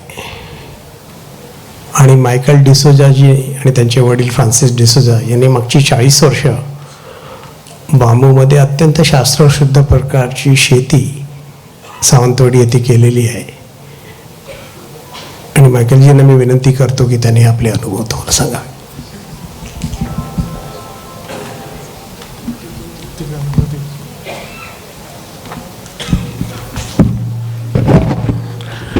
गुड मॉर्निंग. पहिले तर बरेच लोक आज उपस्थित आहेत आणि खरी म्हणजे एक बरी हे केलं की बांबू शेतीवर म्हणजे भविष्यातली येणारी शेती ही जी शेतीसाठी ही जी चर्चा आज दवरल्या आणि ताका म्हाका आपयला सावंतवाडीच्यान खरें म्हणजे नेटिव्ह प्लेस हे गोवा पर्वरी. पूण 150 वर्सां पयलीं आमी म्हणजे प्लेग आयिल्लो तेन्ना आमची फॅमिली सावंतवाडी स्थायीक जाली आणि थंय आमी मागीर एग्रीकल्चर विविध सॅक्टरान काम चालू केलें. आणि आता आमची डॅडीन 1985 एक बांबूची 1 एकर पासून चालू केल्ली म्हणजे लागवड. तेन्ना लोक आमकां हांसा आसले म्हणजे मानगो हो झाड हा काय कितें तुमी कित्याक लागवड केल्यात. पूण आजच्या परिस्थितीत अशें जालें की भारतातले सगळे सायंटिस्ट असतील विविध अधिकारी असतील ती आमची शेती पळोवंक सावंतवाडीन येतात. म्हणजे आपण जर कितें केलें तर नक्कीच ताचो भविष्यान आज ना फायदो पण भविष्यान येणाऱ्या पिढीक ताचो नक्कीच फायदो जातलो. आणि ग्रीन गोल्ड जे आमी म्हणटा ते बांबू आता तुम्ही पळयलें आता इकोसिस्टीम पुरी बदलल्या आणि ग्लोबल वॉर्मिंगच्या मार्गार जर आपली पृथ्वी जर सस्टेन जावंक जाय तर फास्ट ग्रोईंग जे यील्ड हा ते बांबूचा आणि हातूर आपल्या येणाऱ्या शेतकऱ्यांका भरपूर फायदो जातलो. कित्याक आता जर तुम्ही क्वांटिटी आणि क्वालिटी हातूर जर हे केले तर आम्ही एक बांबू 150 रुपयापर्यंत विकता पण तो क्वालिटी आणि क्वांटिटी त्या पद्धतीने आम्ही दवरल्या. म्हणजे जर तुम्ही डायरेक्ट सेल आणि त्यातून 90% सेल जो हा तो डायरेक्ट आम्ही ग्राहकापर्यंत करता म्हणजे एजंटाक ना दिता. तुम्ही जर तो क्वालिटी आणि क्वांटिटी जर मार्केट केले तर नक्कीच तो आपल्या ग्राहकापर्यंत आपण पावू शकता. आणि जसे आमचे करपे सरांनी सांगला की आपणाक 1 लाख रुपये उत्पन्न नक्कीच म्हणजे आम्ही तर स्वतः आमच्या 40 एकरान ना म्हणले तर वर्साक टर्न ओव्हर 25 लाखाचो हा. तर कितें जाता की थोडी प्लांटेशन नवीन करपाची पडता आणि तातूर 10% दर वर्सा ते फ्लावरिंग जाता कितें तरी माकड असतात ते लुकसाण करतात. म्हणजे थोडं एक आपण धरले तर 25 lakhs हे इन्कम आमकां बांबूच्यान 40 एकरापासून मेळटा. म्हणजे जर सरान म्हणल्या प्रमाणे जर लोकल सेल करून आपण 25 लाख करू शकता तर नक्कीच येणाऱ्या काळात. आणि जर एटमॉस्फिअर पाहिलं सावंतवाडी आणि गोवा तर नेटिव्ह हा म्हणजे एक सेम एटमॉस्फिअर सेम क्लायमेट एक लँड जी हा ती सगळी सारखी हा. तर येणाऱ्या काळात गोव्याच्या लोकांना सुद्धा शेतीमध्ये बांबू हे जे पीक घालूचे आणि लोकांना त्याचे उत्पन्न घेवचे. तुम्ही जर पाहिलं तर आंबा काजू हा तातूर सुद्धा तुम्ही लागवड करू शकता. म्हणजे जसे नाईक सरांनी झाले आम्ही सुद्धा प्रयोग केले की काजू आणि आंबा हे न कटिंग करता तातूर इंटरक्रॉप म्हणून बांबूची लागवड केली. कित्याक बांबू हो कॉम्पिटिशन जाता आणि तुम्ही जर क्लिअर प्लॉट केल्यात आणि जर लावलेत तर ते बांबूचे कॉम्पिटिशन जाणार नाही त्याची क्वालिटी तितली येणार ना. म्हणजे जितलो बांबू हायटीक जायत आमच्याकडे बांबू 30 फूट पर्यंत हाईट जाता आणि ते 30 फूट बांबू हाईट जाल्ल्याक 150 रुपये रेट मेळटा. आणि तसो स्ट्रेट आसात आणि जर तुमची हाईट वाढत तर नक्कीच ताका फायदो. त्याच्यामुळे कुठलीही आंबा असतात काजू असतात ना तर फॉरेस्ट लँड असतात म्हणजे फॉरेस्ट लोक कितें म्हणटा फॉरेस्ट आपण क्लिअर करता JCB लावून आणि तातूंत बांबू लागवड करूया. तशें न करता फॉरेस्ट वाचोवंक जाय आणि आपली नवीन उत्पन्न सो मेळोंक जाय ह्या दृश्टीन तुम्ही फॉरेस्ट लँड आणि बांबू तातूंत प्लांटेशन करू शकता. तशें आमी प्रयोग केल्ले आहेत. म्हणजे तुम्ही जर सावंतवाडी केन्ना आयला सावंतवाडी काय लांब ना हांगासल्यान म्हणल्यार 40 किलोमीटर ह्या तर आम्ही तुमकां दाखवू शकता विविध प्रयोग केल्ले आहात आमी म्हणजे फॉरेस्ट लँडान केल्या काजून केला आंब्यान केला आणि तातूंत आपणाक जरी 20% काजू आंब्यान जरी उत्पन्न कमी मेळ्ळें तरी बांबून ते आपले कवर जाता. म्हणजे आम्ही काजूचे उत्पन्न घेता बांबूचे घेता आंब्याचे घेता तातूंत 25 लाख हे आमकां बाय प्रॉडक्ट म्हणून आंब्याच्या म्हणजे आंब्याच्या आणि काजूच्या थ्रू आमकां उत्पन्न मेळटा. तर येणाऱ्या काळात तुम्ही सुद्धा गोंयान जर काजू आंब्याचे जर आपण बाय प्रॉडक्ट म्हणून जर हे केले तर नक्कीच आपणाक मानग्यांचं उत्पन्न बरें मेळटलें. आणि तुम्ही म्हणून गेले तर बांबू हो ATM हा म्हणजे एनी टायम मनी. तुम्ही काजू पळोवंक गेले तर आता तुमकां 3 महिने डिपेंडन्सी असता म्हणजे डिसेंबरान चालवलो तर मार्च पर्यंत जास्त त्याचे उत्पन्न मेळटा. आंबो पळोवंक गेलो तर फेब्रुवारी टू मे पर्यंत मेळूंक शकता.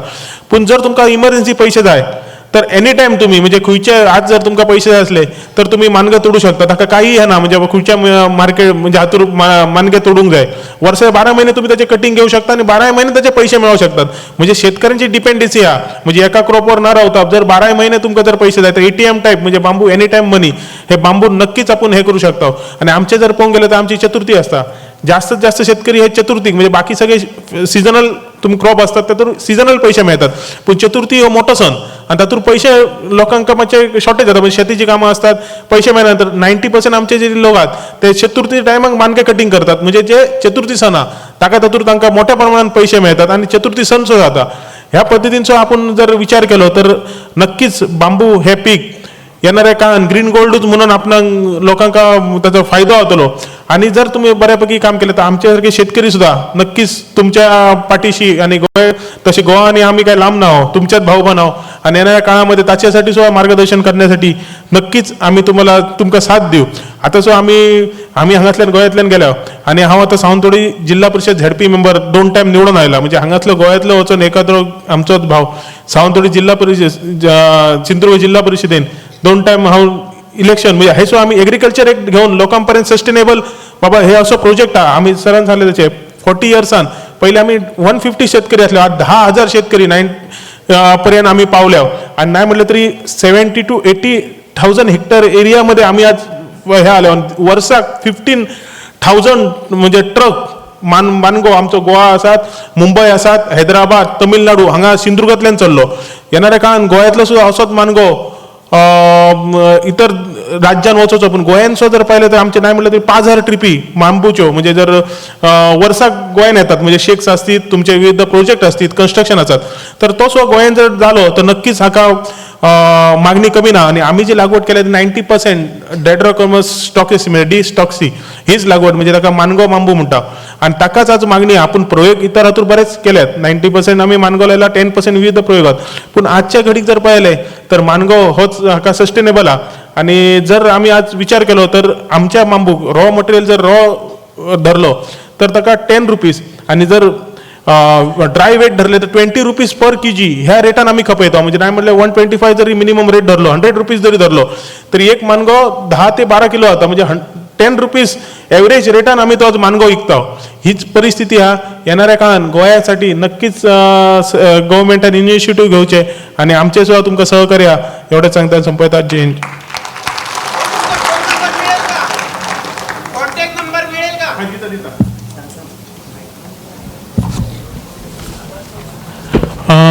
म्हजो मोबाईल नंबर 9420261666 9420261666 20261666 1666. थँक्यू मायकलजी. मायकल डिसूजा यांची स्टोरी तुमच्या सगळ्यांसाठी नक्कीच प्रेरणादायी ठरू शकते. सावंतवाडी काय तुम्हाला लांब नाही. मायकलजीने तुम्हाला सगळ्यांना नंबर दिला आहे. तुम्ही नक्की एकदा सिंधुदुर्गात सावंतवाडीत जाऊन त्यांनी काय विश्व उभं केलं आहे ते बघा. 40 वर्षाचं काम कधी फ्लूक असू शकत नाही, चुकून झालं असं होऊ शकत नाही. तर सगळे अपडाऊन, बरे वाईट दिवस, हवामानातले सगळे बदल ह्याला तोंड देऊन मायकेलजी तुम्हाला सांगतायत की आंबा आणि काजू बरोबर जास्त विश्वासदर्शक पैसे देणारं पीक हे बांबू आहे. आपल्या सगळ्यांना माहीत आहे की हवामानात आता विचित्र बदल आणखीन होत जाणार आहे आणि त्याला तोंड देणारं पीक आपल्याकडे असायला पाहिजे. फक्त आंबा आणि काजूवर राहायचं ठरवलं तर नक्की हवामानातले विचित्र बदल तुमच्या आर्थिक उत्पन्नावर नक्की परिणाम करू शकतात. बांबू हे असं पीक आहे की किती वर खाली झालं तर तुम्हाला नक्की पैसे देतील. तर तुम्ही जरूर ह्याचा विचार करावा. आता मी दीपकजींना विनंती करतो, दीपक यरटेजींना, की त्यांनी आपली स्टोरी तुमच्यासमोर मांडावी.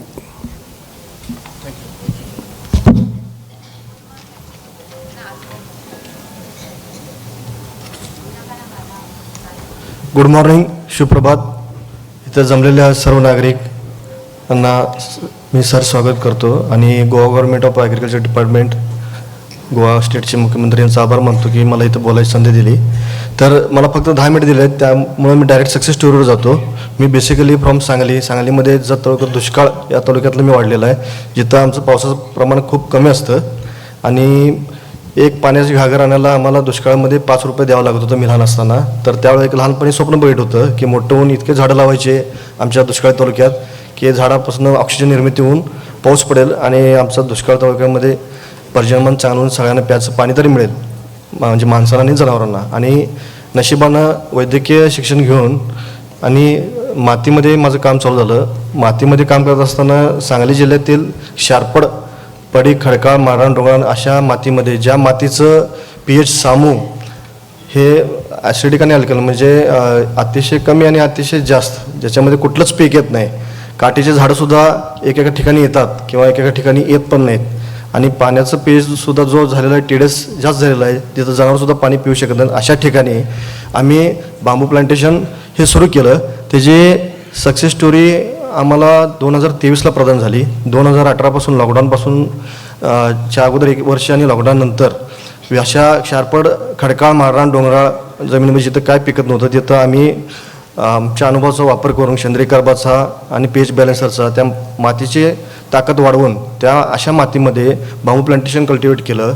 आणि सांगण्याचा अभिमान वाटतोय की सांगली जिल्ह्यातले असे जिथं पडीक, खडकाळ, माररान, डोंगराळ, शारपड जिथं काहीच येत नव्हतं आज सर्वत्र जंगल तयार झालेलं आहे. आणि जिथं 1 रुपयाचं उत्पन्न येत नव्हतं अशा ठिकाणी शेतकऱ्यांना एकरी 4 वर्षानंतर अशा जमिनीमध्ये 15 टन ते 32 टनापर्यंत 4,000 रुपयांनी एक भाव लागून आम्ही त्यांना पैसेसुद्धा रिटर्न दिलेला आहे. त्याची सक्सेस स्टोरी टाइम्स ऑफ इंडियामध्ये हे पूर्ण महाराष्ट्रामध्ये आली होती.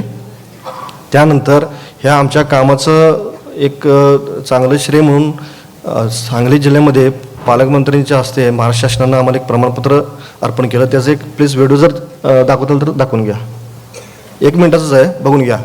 आता आजचा जो विषय आहे आपल्या गोव्यामध्ये जी क्षमता, तुमच्या गोव्यामध्ये तर खूप क्षमता आहे. कारण आमच्या सांगली जिल्ह्यामध्ये अशा ठिकाणी जिथं काय पिकत नाही तिथं आम्ही बांबूचं एवढं चांगलं प्लांटेशन करून लोक 4 राज्यातले इथं बघायला येतात आमच्याकडं. तर गोवामध्ये नक्कीच चांगलं पोटेन्शियल आहे. आणि मगाशी जी चर्चा झाली करपे सरांच्याकडून, उत्तप्पा सरांच्याकडून, जे आता नाईक शेतकऱ्यांनी जे तुम्हाला सांगितलं ऑलरेडी ते पिकवत आहेत आणि त्याचं उत्पन्न घेत आहेत. तर माझी एकच विनंती आहे तुम्हाला की तुम्हीसुद्धा त्यांचं एक आदर्श घेऊन, अनुभव घेऊन तुम्ही पण बांबूची लागवड गोवा राज्यामध्ये मोठ्या प्रमाणावर करावी आणि मोठ्या प्रमाणामध्ये जर उत्पन्न घ्यावं आणि इथं चांगल्या प्रमाणात येऊ शकतं. सर सगळ्या ॲग्रिकल्चर ऑफिसरना आणि फॉरेस्ट ऑफिसरला मी विनंती करतो ही की प्लीज, आणि जमलेल्या सर्व नागरिकांनी बघून विनंती करतो की बघून घ्या. महाराष्ट्रात प्रथमच बांबू शेती लागवडीचा नाविन्यपूर्ण उपक्रम राबवून आधुनिक सेंद्रिय कर्बाच्या तंत्रज्ञानाच्या सहाय्याने 3 वर्षाच्या कमी कालावधीमध्ये यशस्वीपणे क्षारपड शेत जमीन पिकाऊ करून दाखवली आहे. त्याबद्दल स्वातंत्र्य दिनादिवशी डॉक्टर दीपक रेवण सिद्धेश्वर यरटे यांचे जिल्हा प्रशासनाच्या वतीनं पालकमंत्री सुरेश भाऊ खाडे यांच्या हस्ते प्रमाणपत्र देऊन गौरवण्यात आले. महाराष्ट्रामध्ये प्रथमच सांगली जिल्ह्यातील कोल्हापूर, जुनी धामणी, नांद्रे तालुका मिरज, बिलोडी तालुका पलूस, कवठुली तालुका आटपाडी येथील क्षारपड पडीक असलेल्या नापीक शेत जमिनीत सच्छिद्रीकरण पाईपचा वापर न करता विविध प्रकारच्या बांबू शेती लागवडीचा नाविन्यपूर्ण उपक्रम राबवून आधुनिक सेंद्रिय कर्बाच्या तंत्रज्ञानाच्या सहाय्याने 3 वर्षाच्या कमी कालावधीमध्ये यशस्वीपणे क्षारपड शेत जमीन पिकाऊ करून दाखवली आहे. डॉक्टर दीपक रेवण सिद्धेश्वर यरटे यांचे प्रयत्नानं क्षारपड शेत जमिनीमध्ये सेंद्रिय कर्बाचे प्रमाण वाढल्याने क्षारपड शेत जमिनी कायमस्वरूपी पिकाऊ झाल्या आहेत. त्यांच्या या यशस्वी कामासाठी 15 ऑगस्ट 2023 या अमृत महोत्सवी स्वातंत्र्य दिनी त्यांना प्रमाणपत्र देऊन त्यांनी क्षारपड शेत जमीन पिकाऊ बनवण्यासाठी दिलेल्या योगदानाबद्दल त्यांचा गौरव करण्यात आला आहे. आणि आता एक सगळ्यात शेवटचं सांगतो, करपे साहेबांनी जे मार्गदर्शन केलं आणि ते नाईक शेतकऱ्यांपर्यंत, नाईक सर तुम्ही कसं किलो विकता? बंडल हां 500 रुपयाला 6, म्हणजे चांगल्या प्रतीचे बांबू क्वालिटी, म्हणजे क्वालिटीचे बांबू जातात.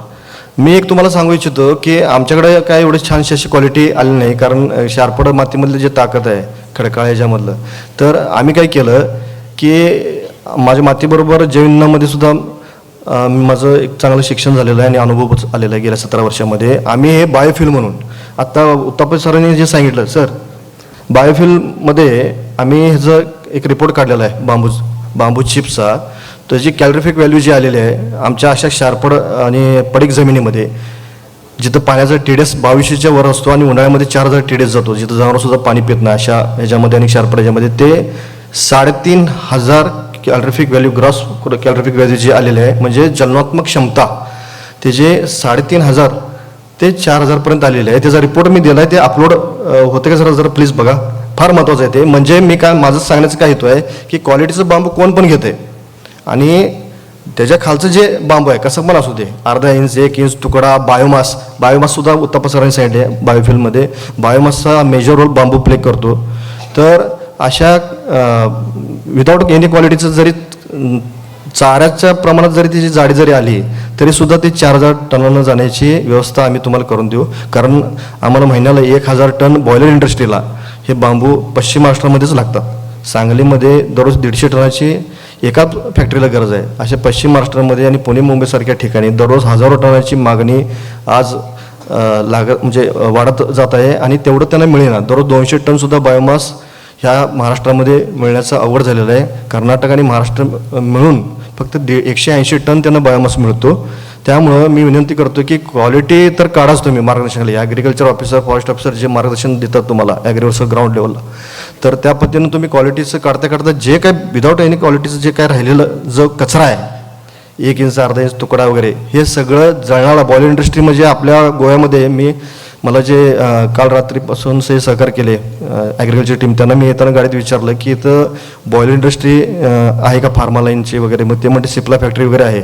अशा बॉयलरला सुद्धा पिलेट्स आणि ब्रिकेट्स म्हणून ते सुद्धा लागतात. आणि इतरत्र शुगर फॅक्टरी म्हणा किंवा बॉयलर इंडस्ट्री बाकीचे जे काही बॉयलर आहेत त्याला जळण्यासाठी ह्याची कॅलरिफिक व्हॅल्यू जास्त असल्यामुळे ह्याची मागणी कोळशानंतर दुसऱ्या क्रमांकावर आहे. कोळशामध्ये 5,400 किलो कॅलरीची व्हॅल्यू आहे, कॅलरिफिक व्हॅल्यू त्याची ज्वलनात्मक क्षमता, जे इंडोनेशियाहून इम्पोर्ट केलं जातं भारतामध्ये सगळ्या बॉयलर इंडस्ट्री वापरला. कारण मोठे मोठे बॉयलर्स कोळशाशिवाय पेट घेऊ शकत नाही.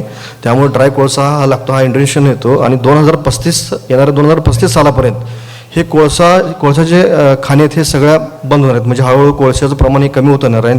त्यामुळं बांबूला येणाऱ्या 10 वर्षामध्ये जे बांबू उत्पादक शेतकरी आहेत त्याला सोन्याचा भाव लागणार आहे. असं जे पेपरमधलं वाचलं जात होतं पूर्वी, ते असं वाटतं की येणाऱ्या 10 वर्षामध्ये खरोखरच त्या शेतकऱ्याला खूप डिमांड येईल बायोफ्युलच्या क्षेत्रामध्ये. आणि इतरत्र हे जे आता नाईक शेतकरी तुमच्या भागातले जे पैसे मिळतात त्या पद्धतीनं तुम्ही सुद्धा पैसे मिळू शकता. आणि राहिलेल्या त्याच्या इतरत्र क्वालिटी चाऱ्यापासून म्हणजे अर्धा इंच 1 इंच तुकड्यापासून सुद्धा तुम्ही पैसे मिळू शकता. म्हणजे त्यातला एक सुद्धा कचरा, बांबूचा एक सुद्धा बायोमासाचा तुकडा सुद्धा वाया जाणार नाही. त्याला 4 रुपये किलो भाव म्हणजे 4,000 रुपये टनानं तो 100% जाऊ शकत नाही. तर प्रॅक्टिकली तो जातो हे आम्ही सिद्ध करून दाखवलेलं आहे. आमच्या सगळ्या शेतकऱ्यांचं मटेरियल 4,000 रुपये टनानं ते बॉयलर इंडस्ट्रीला आम्ही सांगली जिल्ह्यामध्ये विकून दाखवलेलं आहे. त्याची सक्सेस स्टोरी झालेली आहे. ते तुम्हाला आता नेक्स्ट सेशनमध्ये मी तुम्हाला दाखवतो. जर बोलायची संधी आम्हाला दिली ह्या पद्धतीनं तर 100% पुढच्या वेळेला मी तुम्हाला सगळं व्हिडिओ सहित दाखवतो सक्सेस स्टोरी. आणि बोलायला चान्स दिला त्याबद्दल धन्यवाद. नमस्कार. दीपकजी धन्यवाद. दीपकजींनी बांबूचा फ्युअल म्हणून वापर याबद्दल तुम्हाला सांगितलं. बांबूचा फ्युअल म्हणून वापर तिन्ही पद्धतीने करता येतो: सॉलिड स्टेट, गॅसेस स्टेट आणि लिक्विड स्टेट. सॉलिड स्टेटमध्ये बांबूला डायरेक्ट बर्निंग म्हणून वापरता येतं. बांबूचे आपल्याला ब्रिकेट्स बनवता येतील, बांबूचे पॅलेट्स बनवता येतात आणि बांबूचे बायोचार पण बनतो, चारकोल पण बनतो. लिक्विड स्टेटमध्ये बांबूपासून इथेनॉल बनतं, बांबूपासून मिथेनॉल बनतं आणि गॅस स्टेटमध्ये बांबूपासून बायो-CNG कॉम्प्रेस गॅस बनतो. आपल्या देशातल्या सक्सेस स्टोरी जर सांगायच्या झाल्या तर भारत सरकारच्या ऑइल इंडिया लिमिटेड ह्या कंपनीने आसाम गव्हर्नमेंटबरोबर आसाम बायो रिफायनरी असं जॉईंट व्हेंचर सेटअप केलं आहे. नेदरलँड आणि फिनलँड यांना बरोबर घेऊन चॅम्फोलिस आणि फोटम या आंतरराष्ट्रीय संस्थांना बरोबर घेऊन आसाममधल्या नुमालीगड येथे बांबूपासून इथेनॉल बनवण्याची फॅक्टरी 3 महिन्यापूर्वी सुरू झालेली आहे. जवळजवळ 5 लाख टन बांबू वर्षाला वापरून 2 कोटी लिटर इथेनॉल बनवण्याची फॅक्टरी सुरू झालेली आहे. या फॅक्टरीमध्ये बांबूपासून इथेनॉल तर बनतंच, पण बांबूपासून ॲसिटिक ॲसिड बनतं आहे, परफॉनॉल बनतं आहे, बांबूपासून लिक्विड CO2 बनतो आहे, बांबूपासून मिथेनॉल पण आता बनायला लागलं आहे. आणि त्याच्यातला पहिला प्लांट आसाममध्ये नोवेल बायोफ्युएल्स लिमिटेडने गव्हर्नमेंट ऑफ आसाम बरोबर एक ॲग्रीमेंट केलं आहे आणि 11,000 कोटी रुपयाच्या इन्व्हेस्टमेंटने ते काम पण सुरू झालेलं आहे. अमेरिकन ग्रीन फंडच्या मदतीने महाराष्ट्रामध्ये गडचिरोलीमध्ये वाजदा येथे बांबूपासून मिथेनॉल बनवण्याचा 26,000 कोटी रुपयाचा प्रकल्पाचा MOU मागच्या दावोस येथील वर्ल्ड इकॉनॉमिक फोरमच्या ह्याच्यात महाराष्ट्राच्या चीफ मिनिस्टर आणि मिस्टर दिनेश शर्मा यांनी साईन केलेलं आहे. बांबूपासून बायोCNG बनवण्याचे ट्रायल्स पुण्यातल्या पिरंगुट येथे ॲटोबायोगॅस या नावाने गेली 6 वर्ष सुरू आहेत. त्याच्यातल्या सक्सेस स्टोरीच्या आधारावर भारत सरकारने त्याच्यासाठी सेपरेट नॉर्म्स बनवलेत आणि त्याचा कायदा पण बदलेला आहे. सगळ्यात महत्त्वाची गोष्ट आपल्या सगळ्यांना मला सांगू इच्छितो की भारत सरकारने सर्व कोल बेस थर्मल पॉवर प्लांटना 5 ते 7% बायोमास बेस पेलेट्स ब्लेंडिंगकडनं कायद्याने बंधनकारक केलेलं आहे. आपल्या देशामध्ये 403 थर्मल पॉवर प्लांट्स आहेत आणि तुम्ही जर इमॅजिन केलं की या 5%ने किती बायोमास आपल्याला लागणार आहे तर करोडो एकरचं बांबू प्लांटेशन केलं तरी आपण ती पुरू शकणार नाही. एवढं सगळं एक अपॉर्च्युनिटी सरकारने तुमच्यासमोर उभी करून दिली आहे. फक्त फ्युअल म्हणून बांबू वापरणार तर आपल्याला 4-5 हजार रुपये टन हाच रेट मिळेल आणि त्या रेटने गोव्यातला किंवा सिंधुदुर्गातला शेतकरी समाधानी होणार नाही हे आम्हाला माहीत असल्यामुळे बांबू फ्युअलसाठी वापरा असं मात्र आम्ही तुम्हाला सांगणार नाही. बांबू आपल्याला चांगल्या कामासाठी आधी वापरायचं आहे आणि जर काय उरलं शिल्लक राहिलं तरच ते गोष्ट फ्युअलसाठी वापरूया. पण आपल्या देशात अनेक जागा अशा आहेत की जिथं बांबू अत्यंत कमी किमतीमध्ये विकला जातो आणि त्यांच्यासाठी ही फार मोठी अपॉर्च्युनिटी आहे. आता मिलिंद पाटील जी तुमच्यासमोर आपले अनुभव सांगतील. मिलिंदजी ही एक युनिक केस आहे आपल्या देशातली. आम्ही असं मानत होतो इतकी वर्ष की भारत सरकारने जेवढ्या काही ॲग्रिकल्चर युनिव्हर्सिटी निर्माण केल्या आहेत तिथं जाऊन विचारलं कुठच्याही मुलाला की बाबा तू शेती करणार आहेस का तर तो म्हणतो नाही मला सरकारी नोकरी करायची आहे म्हणून मी इथं आलो. तर मिलिंदजींनी ॲग्रिकल्चर कॉलेजमधून MSc केल्यानंतर ठरवलं की मी तर शेतीच करणार आहे आणि मी तर अशी दुसरी केस बघितली नाही की मातीत उतरून अतिशय उत्कृष्ट प्रकारची शेती मिलिंदजी गेली काही वर्ष करतायत. बांबूमध्ये त्यांनी मास्टरी गाठलेली आहे आणि एवढ्यावर मिलिंदजी थांबलेले नाही तर मिलिंदजी बांबूवर PhD करतायत आणि त्यांची PhD आता एकदम शेवटच्या स्टेजवर आहेत. अलीकडच्याच 2 वर्षामध्ये त्यांनी पब्लिश केलेले बांबू प्लांटेशनवरचे पेपर हे इंटरनॅशनल मॅगझिनमध्ये प्रसिद्ध झालेले आहेत. मी परदेशात कुठेही लेक्चर द्यायला गेलो तर मला लोक विचारतात मिलिंद पाटीलच्या देशातले तुम्ही लोक आहेत का. एवढं चांगलं काम मिलिंदजींनी केलेलं आहे आणि आपल्या सगळ्यांसाठी हे एक दिशादर्शक आहे की अशी यंग मुलं आपल्याला हवी आहेत की देश तुमच्यावर पैसे खर्च करतोय आणि ॲग्रिकल्चरमध्ये तुम्हाला ट्रेन करतोय तर ते मातीत उतरून करायला पाहिजे. मिलिंदजी सगळ्यांसाठीच एक मोठं प्रेरणास्थान आहे. मिलिंदजींना मी रिक्वेस्ट करतो की त्यांनी आपला म्हणणं मांडावं.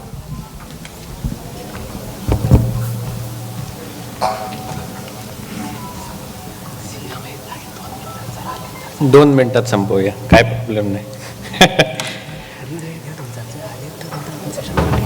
ओके काय प्रश्न नाही. नमस्ते. सर्वप्रथम तुम्ही इथे जे काही मंडळी मोठ्या संख्येने जमलेले आहात तुमचे आधी मनपूर्वक आभार मानतो आणि शेतकरी असल्यामुळे तुम्ही तुमचा वेळ काढून दिवस बाजूला ठेवून अर्धा दिवस बाजूला काढून शाळेतली मुलं पण आहेत आणि जुने जाणते वयस्कर शेतकरी पण माझे काही परी इथे मी बघितले तर तुम्ही आम्हाला बघायला इथे आलेलं नाही आहात. आमचे काहीतरी विचार घेऊन आम्ही काहीतरी काम केलंय ते काम तुम्हाला ऐकावंसं वाटलं म्हणून तुम्ही इथे आलेले आहात. त्यामुळे तुमच्या वेळेची मी फार कदर करतो. दुसरा महत्त्वाचा विषय की मान्यवर बरेचसे इथे बोलले मी काही नोट्स काढल्या त्याच्यातल्या बोलता तर मला असं वाटलं की आपण लागवडीवरती इथे चर्चा करतोय बऱ्यापैकी की लागवड कशी वाढेल. पण माझं थोडंसं मत असं आहे की लागवड म्हणजे डिमांड आणि सप्लाय या दोन्ही पॅरलल चालणाऱ्या गोष्टी आहेत. म्हणजे लागवड आपण एकसुरी पद्धतीने वाढवू शकत नाही आहोत. आपल्याला त्या प्रॉडक्टची डिमांड आणि त्याचं कन्झम्पशन कुठे होतं, त्याचं फील्ड कुठलं रॉ मटेरियल म्हणून वापरलं जातं हे पण पॅरलली बघावं लागतं. म्हणजे आता सिंधुदुर्गची आमची सक्सेस स्टोरी इथे परत डबल ट्रिपल अंडरलाईन होते. तर सिंधुदुर्ग जिल्ह्याची जी बांबूची इकॉनॉमी आहे किंवा सिंधुदुर्ग जिल्ह्याची जी सक्सेस स्टोरी आहे ही शेतकऱ्यांनी बांबू लागवड केली म्हणून झालेली नाही आहे. बांबूची क्वालिटी आणि त्याची असलेली डिमांड पाहता लोकांनी लागवड हळूहळू वाढवत नेली आणि मग ती आज आपण त्याला सक्सेस स्टोरी असं म्हणतो. पण त्याचे जी कन्झम्पशन आहे, बांबूचं जे रॉ मटेरियल म्हणून त्याचा जो वापर होतो हा कुठे होतो, तर मॅक्झिमम आमच्याकडचा जो बांबू जातो हा स्कॅफोल्डिंग म्हणजे टेम्पररी स्ट्रक्चर जिथे जास्त होतात त्या इंडस्ट्रीसाठी जातो. आणि त्याच्या खालोखाल मग करपे साहेबांसारख्यांचे जे प्रयत्न आहेत हे फार मोठे आहेत आणि त्यांनी त्याला एका वेगळ्या उंचीला ते घेऊन गेलेले आहेत. पण फार्मिंग सायकोलॉजी म्हणजे आम्ही शेती का करतो, तर पूर्वीची जी आमची सायकोलॉजी वेगळी होती. म्हणजे आम्ही भुकेसाठी, पोटासाठी धान्य, फळं शेती करत होतो. स्पायसेस हे आमचं फार मोठं कमर्शियल साधन होतं ज्याच्यामधून आम्हाला कॅश इन्कम चांगल्यापैकी कोकण किनारपट्टीतल्या शेतकऱ्यांना मिळत होतं. तुम्हाला हे माहिती असेल की नाही मला माहिती नाही, पण सिंधुदुर्गमध्ये काही भागांमध्ये 70 सालापर्यंत ऊस पण होत होता मोठ्या प्रमाणावरती. म्हणजे सर्वतोपरी कृषी क्षेत्रातले जेवढे काही प्रोडक्टिव्ह एरियाज आहेत ते सगळे टॅप केले गेलेले होते कोकणामध्ये आणि तो स्वयंपूर्ण होता. आणि बांबू हा त्याच्यातला एक पार्ट होता जो आमच्या गाई गुरांच्या गोठ्याच्या बाजूला किंवा मांगराच्या बाजूला किंवा कुठेच नाही म्हटलं तर संडासच्या कोपऱ्यात जुन्या कुठेतरी बाहेर तो एखादं बेट असायचं आणि आम्ही त्याची एक काठी गुढीपाडव्याला काढायचो, नाहीतर कोण माणूस समजा मयत झाला तर नेण्यासाठी काढायचो. बुरुड समाजाचे लोक आले विचारायला तर सुपर टोपल्यावर विणण्यासाठी हँडीक्राफ्ट जे ट्रॅडिशनल त्याच्यासाठी वापरला जायचा. म्हणजे बांबूची ओळख तुमची आणि बांबूची ओळख आपली आणि बांबूची ओळख ही काय आजची कालची नाही आहे, ती फार जुनी ओळख आणि रिलेशन आहे. आणि त्याच्यामधून मांडगा बांबू जो डिसोजा साहेबांनी परत सांगितला ती सिलेक्टेड व्हरायटी आहे. याचा अर्थ असा की जसं केळी किंवा अननस हे जंगलामध्ये आढळत नाही तसा मांडगा बांबू हा घनदाट जंगलामध्ये कधी आढळत नाही. तो माणसाकडून जाणीवपूर्वक सिलेक्ट केला गेलेला एक बांबूची प्रजात आहे जी सरळ जाते, ज्याला काटे नसतात, पानं कमी असतात, 2 काठ्यांमधलं अंतर चांगलं असतं, तोडायला सोपी असते. फ्लॉवरिंग झाल्यानंतर म्हणजे आम्ही मालवणीत त्याला काटो इलो असं म्हणतो, म्हणजे फ्लॉवरिंग झाल्यानंतर सुद्धा ती बेटं परत जगतात 40-45% बेटं. त्यामुळे काळाच्या बरोबर ती सिलेक्ट केली गेलेली निवडक पद्धतीने लावली गेलेली माणूस जिथे जिथे गेला तिथे तिथे ती बेटं लावली गेली. त्याच्यात फार गमतीदायक गोष्टी आहेत, मला सांगायला वेळ कमी आहे. साहेबांचं आगमन होणार असं त्यांनी मला सूचना दिल्या आहेत, तरी पण मी काही मुद्दे बोलतो. की आपल्याला लागवड प्रमोट करत असताना या रिजनमध्ये फार स्लो आणि स्टेडी या विषयाकडे बघावं लागेल असं माझं मत आहे. डायरेक्टली प्रमोट न करता खूप मोठ्या प्रमाणावरती बांबूचं जे पेव आहे ते एकदम बांबू लागवड वाढवूया असं न करता ज्या तुमच्या सध्याच्या अपॉर्च्युनिटीज आहेत जिथे जिथे तुम्हाला बांबूची डिमांड आहे आणि त्याला काय क्वालिटीचा बांबू लागतो एवढी साधी सोपी सरळ सुरुवात आपण करू शकतो. म्हणजे त्यांना समजा तुमचं आजचं मार्केट शॅक्सचं आहे तर तुम्ही शॅक्सला प्रायमरी मार्केट पकडा जे तुमचं मेजर मार्केट आहे आणि त्या अनुषंगाने हळूहळू तुमची डिमांड आणि लागवडचा जो विषय आहे तो वाढवत न्या. आपण डायरेक्टली समजा अशा गोष्टी म्हणजे महाराष्ट्रामध्ये सुद्धा आता काही व्हॉट्सअप ग्रुप पण असे झाले आहेत की शोषित पीडित बांबू शेतकरी महाराष्ट्र राज्य म्हणजे बांबू संदर्भामध्ये सुद्धा लोकांमध्ये चुकीच्या पद्धतीने लागवड, चुकीच्या ठिकाणी लागवड आणि मार्केटची माहिती नसताना सोशल मीडियाच्या आधारावरती लोकांनी इन्फ्लुएन्स होऊन प्रभावित होऊन केलेली बांबूची लागवड ही धोकादायकच आहे. त्यामुळे तुम्ही सुद्धा जर करत असाल तर माझं म्हणणं आहे की डायरेक्ट कोणाचं ऐकण्यापेक्षा किमान एक 8-10 शेतकऱ्यांना तुम्हाला प्रत्यक्ष जाऊन भेटलं पाहिजे. सिंधुदुर्गमध्ये नक्कीच मी तर म्हणेन की 20-25 हजारच्या वरती शेतकरी तुम्हाला मिळतील. छोट्यात छोटा शेतकरी जो आज इथे तुमच्यामध्ये बसलेला नाही आहे तो कुठेतरी कामाला 400-500 रुपये 800 रुपयाच्या मजुरीला गेलेला आहे, तो शेतकरी ज्यावेळी या मुवमेंटमध्ये सहभागी होईल, कारण आपण जे इथे बसलेलो आहात ते आपलं काहीतरी एक इन्कम सोर्स आज सुरू आहे म्हणून आपण आज इथे बसलेलो आहोत. आपल्याला काहीतरी एक इन्कम मिळतंय म्हणून आज आपण इथे आलेलो आहोत. आपल्याला त्याची चिंता नाही आहे, आपण काहीतरी विचार ऐकायला आलेलो आहोत. पण जो कष्ट करणारा शेतकरी वर्ग आहे तो आज आपल्यामध्ये इथे नाही आहे. ज्याच्याकडे 2 गुंठे 5 गुंठे जागा 1 एकर जागा आहे तो आज इथे फार रेअर असेल तर आपल्यामध्ये. त्यामुळे त्या लोकांनी या मुवमेंटमध्ये यायचं असेल, त्या लोकांना बांबू लागवडीला प्रवृत्त करायचं असेल आपल्याला, तर हा जो वर्ग आहे हा कोणाच्या ऐकण्याने फार प्रवृत्त होत नसतो. तो अनुभव बघून आणि आजूबाजूच्या माणसाने केलंय त्याला खरोखर उत्पन्न मिळालं की नाही ते बघून असतो त्या मुवमेंटमध्ये येत असतो. आणि अशा स्टोरी सिंधुदुर्गमध्ये घडल्या. सिंधुदुर्गमध्ये तुम्हाला 85 वर्षाचे वयोवृद्ध शेतकरी सुद्धा सांगतील की ते त्यांच्या लहानपणी 30 पैसे 40 पैशाला काठी विकत होते. म्हणजे हे फार महत्त्वाचं आहे. म्हणजे सिंधुदुर्ग ही 1-2-5 वर्षात किंवा 20 वर्षात झालेली सक्सेस स्टोरी नाही आहे. आम्ही ते आज शेकी मिरवतो की आम्ही सगळे आम्ही बांबू लागवड वाढवली आणि सिंधुदुर्गमध्ये आम्ही आज बांबूला फार म्हणजे आम्ही शिलेदार असल्याचा आम्ही तुमच्यासमोर प्रोजेक्ट होतो, पण आम्ही त्याच्यातले कोणीच नाही आहोत. आम्ही काही 0.1% पण काम केलं नाही. काम केलं ते शेतकऱ्याने केलं आणि इकॉनॉमी ही ट्रिगर करते. पूर्ण तुमची जी ज्याला तुम्ही व्हॅल्यू चेन म्हणता, मग अशी उत्तप्पा सर म्हणाले की व्हॅल्यू चेन डेव्हलपमेंट, तर माझं असं मत आहे, माझी काही मतं वेगळी आहे थोडी. व्हॅल्यू चेन ही स्वतंत्र पद्धतीने डेव्हलप होत असते, तुम्हाला गाईड करावं लागतं. फक्त तुम्ही व्हॅल्यू चेन डेव्हलप करायला गेलात तर आपले वैयक्तिक विचार त्याच्यामध्ये येतात, पाणी गढूळ होतं आणि त्या व्हॅल्यू चेन डेव्हलप न होता त्या मेस म्हणजे कुठेतरी वेगळ्याच ठिकाणी त्या जातात आणि अशा पद्धतीमध्ये मग शेतकऱ्यांचा हिरमोड होतो. शेतकरी म्हणतात की बांबूला तर सांगत होते तसं काही दिसत नाही आहे, एवढे लाख रुपये मिळत होते तसे काही मिळत नाही आहेत. त्याचं कारण असं आहे की आपण प्रभावित होऊन बांबू लागवड करतो. कोणाचं तरी ऐकून छान वाटतं. आता करपे साहेबांसारख्या माणसांचं 30 वर्षाची 20 वर्षाची तपश्चर्या तुम्ही बघितल्यानंतर तुम्ही इथे टाळ्या वाजवला, छान वाटलं तुम्हाला, पण ती स्टोरी रेप्लिकेबल नाही आहे. म्हणजे ती फार मोठी व्यक्ती आज आपल्यासमोर बसलेली आहे. तशा पद्धतीचं दुसरं व्यक्तिमत्व किंवा तशा पद्धतीची दुसरी इन्स्टिट्यूशन तयार व्हायला अशा काही हाताच्या बोटावर असतील भारतामध्ये, ज्यांनी त्या लेवलला बिझनेस किंवा त्या विचाराने ते त्याच्यामध्ये गेलेले आहेत. तर रेप्लिकेबल मॉडेल्स ही तयार करायची असेल तर तुम्ही इन्फ्लुएन्स होऊ नका. मी परत तुम्हाला सांगतो शेतकऱ्यांना, तुम्ही एक नवीन अजून एक फेल्युअर स्टोरी तयार कराल, कारण ज्याची कमतरता आज नाही आहे, भरपूर फेल्युअर स्टोरीज आहेत. तुम्हाला जर सक्सेस स्टोरी करायचं असेल तर slow and steady wins the race. तुम्हाला फार सावकाश स्लो बघत लोकांशी भेटत बोलत एक बांबूचं बेट लावून जरी तुम्ही सुरुवात केली तरी चालेल. जो बांबू विकला जातो तिथून तुम्ही सुरुवात केली तरी चालेल.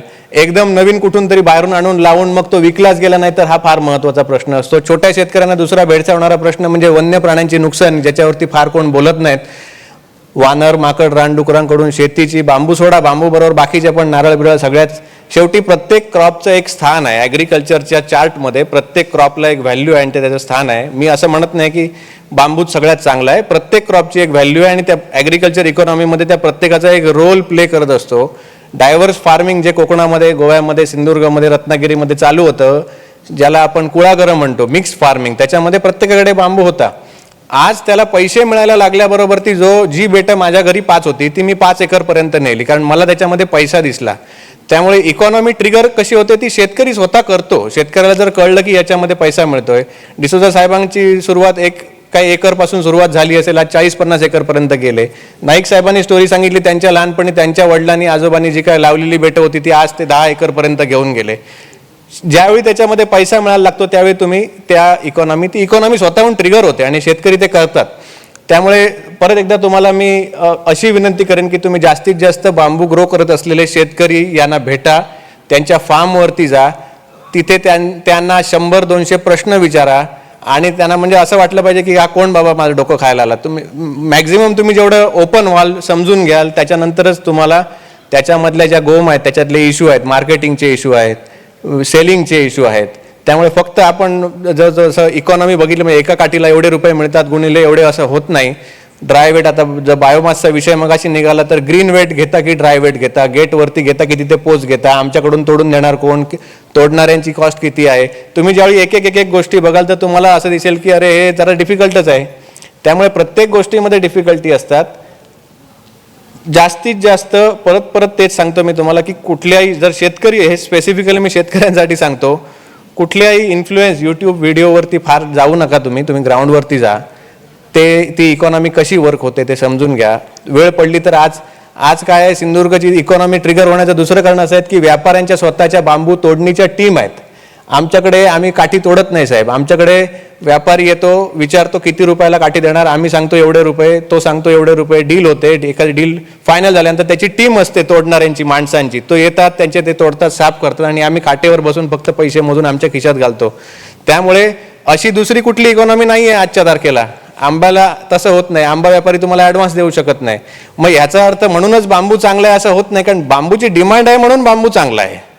आमच्याकडच्या ज्या क्वालिटीला आम्हाला पैसे हवे त्या क्वालिटीला मिळत आहेत. जसं मगाशी त्या साहेबांनी सांगितलं की तुम्हाला 4,000 रुपये टनला बांबू मिळेल, तर 4,000 रुपये टनला आम्ही बांबू विकणारच नाही कोकणातला आमचा कुडाळचा शेतकरी, कारण त्याला माहिती आहे 16,000 रुपये टन जर कन्वर्ट केलं तर एका काठीचं वजन आणि गुणाकार करून जर काढलं तर 16,000 रुपये टन आजच आम्हाला मिळत आहेत. मग आम्ही 4,000ला का विकू. म्हणजे लक्षात घ्या, ह्याच्यामध्ये फार्मिंग सायकोलॉजी पण काम करते, शेतकरी कसा विचार करतो. त्यामुळे उत्तप्पा सरांसारख्या तज्ज्ञ व्यक्तींना माझी अजून एक रिक्वेस्ट राहील की फार्मिंग सायकोलॉजी पण आपल्याला बघावी लागेल, की लोक कधी लावतात, कधी नाही लावत, किती प्रमाणामध्ये वळतील, कधी नाही वळतील, आणि त्याच्यामध्ये स्लो हळूहळू होई नका. एकदम तुम्ही मोठ्या उडी नाही मारली तरी चालेल, पण एकदम सावकाश जरी तुम्ही काम केलं तरी चालेल. तरुण वर्ग इथे मगाशी मी बघितली, काही मुलं पण बसलेली होती, आता गेली. बरं वाटलं मला की त्या अशा गोष्टींना तिथे तुम्ही इन्व्हाइट केलं त्या मुलांना. पण त्यांना पण ॲग्रिकल्चर रिलेटेड जेवढ्या काही अपॉर्च्युनिटी असतील तर त्यांच्या कानावरून जात राहू दे. कारण आम्ही कोकणातल्या मंडळीने आज आम्ही कोकणातले राहिलेलो नाही आहोत. आम्ही आमच्या जमिनी विकून सिटीजमध्ये राहायला गेलो. वडिलांनी मुलाला सांगितलं तू शेती करू नको, शेतामध्ये काही मिळत नाही, बागायती करू नको, माणसं मिळणार नाहीत, नेपाळी केरळी बाकीची बाहेरची माणसं तुम्हाला कामाला ठेवावी लागतील. त्यामुळे या सगळ्या प्रॉब्लेम्समध्ये शेती कठीण झालेली आहे. एका बाजूला आम्ही बैलजोडी घ्यायला अनुदान देतो आणि दुसऱ्या बाजूने आम्ही ट्रॅक्टर प्रमोट करतो. लक्षात घ्या, गव्हर्नमेंटच्या पॉलिसीज ह्या ग्राउंड लेवलला खूप वेगळ्या पद्धतीने वर्क करत असतात आणि त्याचे रिझल्ट्स फार वेगळे येत असतात. त्यामुळे बांबू फील्ड हे ज्या पद्धतीने चाललेलं आहे ते चित्र 100% आशादायीच आहे, एवढं मी तुम्हाला सांगेन. पण तुम्ही अभ्यास न करता जर त्याच्यामध्ये उतरलात, लागवडीमध्ये समजा डायरेक्टली कुणाचं सांगून ऐकलं तर तुम्ही चुकीच्या दिशेने जाऊ शकता. त्यामुळे एक 5-6 महिन्याचा वेळ घ्या, छोटी सुरुवात करा, यश तुम्हाला नक्की मिळेल. Thank you very much.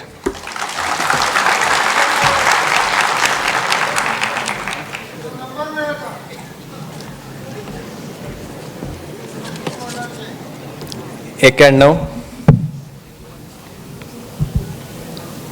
30 83 76 02 91 30 83 76 02. Milind Patil, Kudal. Thank you. मिलिंदजी धन्यवाद. आम्ही आपल्या सर्व गोव्यातील शेतकऱ्यांना सांगू इच्छितो की तुम्ही नशीबवान आहात 3 कारणांसाठी. एक कारण असं आहे की मागची 40 वर्ष खूप काम आणि मेहनत करून बांबूला 16,000 ते 20,000 रुपये टन ह्या रेटमध्ये घरी बसून विकू शकतो अशी इकोसिस्टम निर्माण झालेला भाग हा तुमच्या शेजारी आहे. तुम्हाला 40-50 किलोमीटर जाऊन त्या शेतकऱ्यांची मिलिंदजीने सांगितले तसे अनुभव स्वतः ऐकून समजून घेता येईल. आपल्या देशामध्ये अशी सक्सेस स्टोरी नाही आहे. सिंधुदुर्ग जिल्ह्यातल्या शेतकऱ्याला आपला बांबू विकायचा असेल ना तर घरातून बाहेर पण पडायला लागत नाही. एवढे व्यापारी आहेत की त्याला शोधत घरी येतात, ॲडव्हान्समध्ये पैसे देतात आणि बांबू आपणच तोडून घेऊन जातात. मला किमान 5 ते 10 असे व्यापारी माहीत आहेत जे गोव्यातील शेतकऱ्यांकडनं पण बांबू तोडून घेऊन जातात. त्यामुळे तुम्ही नशीबवान आहात ही एक इकोसिस्टम तुमच्या लागून असलेल्या भागामध्ये उपलब्ध आहे. तिथून ती इथं येणं एकदम सोपं आहे. तुम्हाला मिलिंदजींनी सांगितलं त्याप्रमाणे फक्त जा, भेटा, समजून घ्या आणि कामाला सुरुवात करा. आम्हाला 40 वर्ष लागली, तुम्हाला काय 4 महिन्यामध्ये हे सगळं उपलब्ध होईल. दुसरी एक आनंदाची गोष्ट आहे की ICARचं एक फुल फ्लेज सेंटर तुमच्या गोव्यामध्ये आहे आणि ते लोक अतिशय शास्त्रशुद्ध पद्धतीने बांबूमध्ये काम करतायत. त्यांच्याकडचं नॉलेज, शास्त्रशुद्ध नॉलेज तुम्हाला कधीही उपलब्ध आहे, एक पण पैसा न देता. हे दुसरं आहे. आणि तिसरं, तुम्ही भाग्यवान लोक ह्याच्यासाठी आहे की निखिल देसाईजींसारखं नेतृत्व आता ॲग्रिकल्चर डिपार्टमेंटला लाभलं आहे. मी त्यांना कित्येक वर्ष ओळखतो. मी अत्यंत प्रामाणिकपणे सांगतो की असे ऑफिसर फार कमी आहेत आपल्या देशामध्ये. तर ह्या तिन्ही गोष्टी तुमच्यासाठी उपलब्ध झालेल्या आहेत आणि त्याचा फायदा तुम्ही नक्की घ्यायला पाहिजे. शेतकऱ्यांनी ही गोष्ट लक्षात ठेवायला पाहिजे की शेतीसमोरचे सगळ्यात महत्त्वाचे प्रश्न 2 आत्ता काय आहेत. तर हवामानातील विचित्र बदलामुळे तुमची जी काही शेती आहे त्याच्यातनं तुम्हाला कन्सिस्टंट उत्पन्न मिळणं कठीण होत चाललेलं आहे. आंबा असेल, काजू असेल, तर हवामानातले विचित्र बदल तुम्हाला त्रास देत आहेत. दुसरं, शेतमजूर मिळणं डिफिकल्ट होत चाललेलं आहे. हे तर सर्वत्रच आहे. आमच्याकडे सिंधुदुर्ग जिल्ह्यामध्ये आता नेपाळमधून लेबर आणतात आंबा काढायला आणि त्याचा देखभाल करायला. तर ह्या 2 महत्त्वाच्या प्रश्नाला उत्तर हे बांबू आहे. कारण बांबूत कमीत कमी लेबर लागतो, हवामानातले विचित्र बदलाला तोंड देऊन सुद्धा तुम्हाला ते सक्सेसफुली ते उत्पन्न देऊ शकतं. आणि एक क्रिएटेड इकोसिस्टम आहे आणि तुमचं स्वतःच्या गोव्याचं जे शॅकचं मार्केट आहे, गोव्याच्या शॅकमध्ये आत्तासुद्धा येणारे 99% बांबू हे बाहेरून येत आहेत. तुम्ही फक्त तेवढं रिप्लेस जरी केलं तरी तुम्हाला 15,000 ते 20,000 रुपये टनवाला मार्केट उपलब्ध आहे, तुम्हाला कुठेच जायला गरज नाही.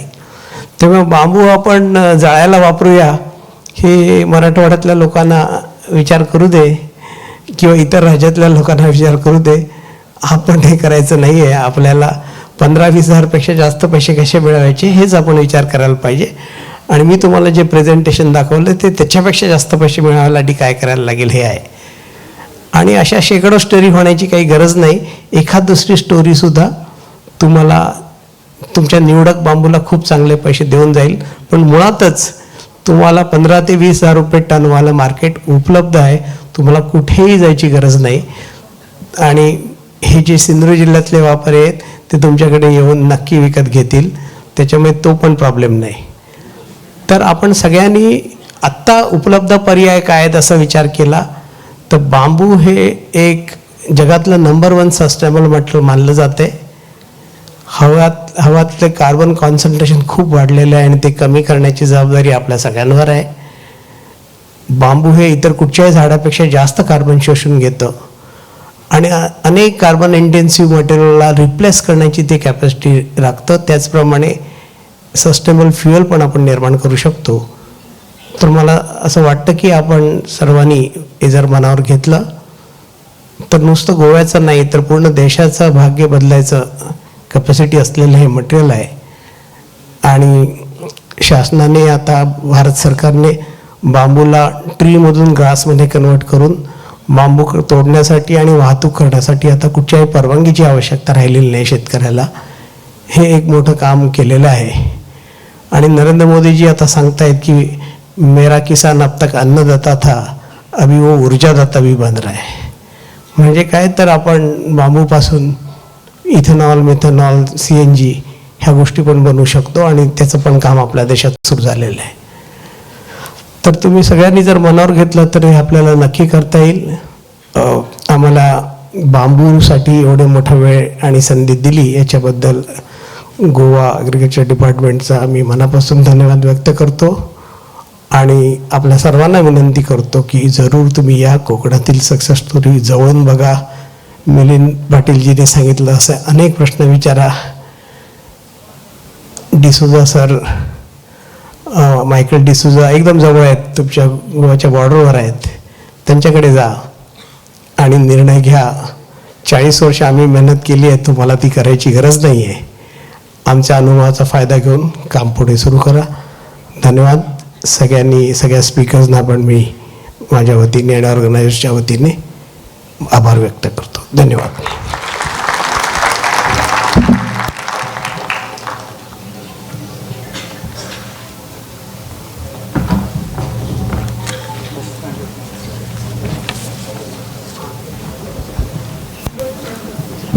माफ करा, तुमच्यापैकी काही लोकांना जर प्रश्न विचारायचे असतील तर प्लीज विचारा.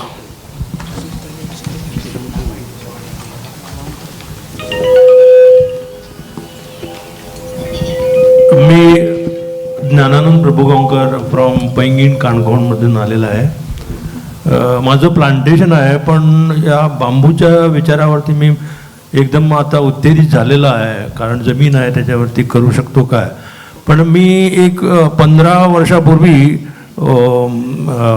याच्यामधून प्लांट आणले होते बांबूचे. ते काट्याचे निघाले, मस्त झालेले आहे, एकदम मोठे ग्रीन. आणि तसंच एक ॲलो बांबू आणला होता, तो पण चांगला झाला. जवळजवळ 30-40 एकदम ॲलो ग्रीनिश बांबू तयार झालेले आहेत. पण त्याला डिमांड वगैरे आहे का? आणि काट्याचे झालेल्या बांबूला काय करायचं? इकडे कुठली पद्धती आम्हाला फॉरेस्ट डिपार्टमेंट किंवा ॲग्रिकल्चर डिपार्टमेंट प्रमोट करेल काय आपल्या जमिनीला कुठली? आणि त्याची बीजं आम्हाला दिली गेली म्हणजे प्लांट दिले जातील काय? याच्यावरती जरा आपल्या देशामध्ये 136 बांबूच्या जाती आहेत आणि ब्रिटिश लोकांनी फॉरेस्ट लँडवर आदिवासी लोकांनी अतिक्रमण करू नये म्हणून काटेरी बांबूचा प्रसार केला होता त्यावेळी. आणि तशा प्रकारचा काटेरी कळक किंवा बांबूस ज्याला म्हणतात, हा बांबू सर्वत्र आढळतो, त्याची रोपं पण सर्वत्र मिळतात. पण तो बांबू कमर्शियल करण्यासाठी चांगला नाही, कारण त्याला जे तोडायला जी खर्च येतो तो जितका जास्त असतो की ज्यातनं पैसे मिळणार नाही.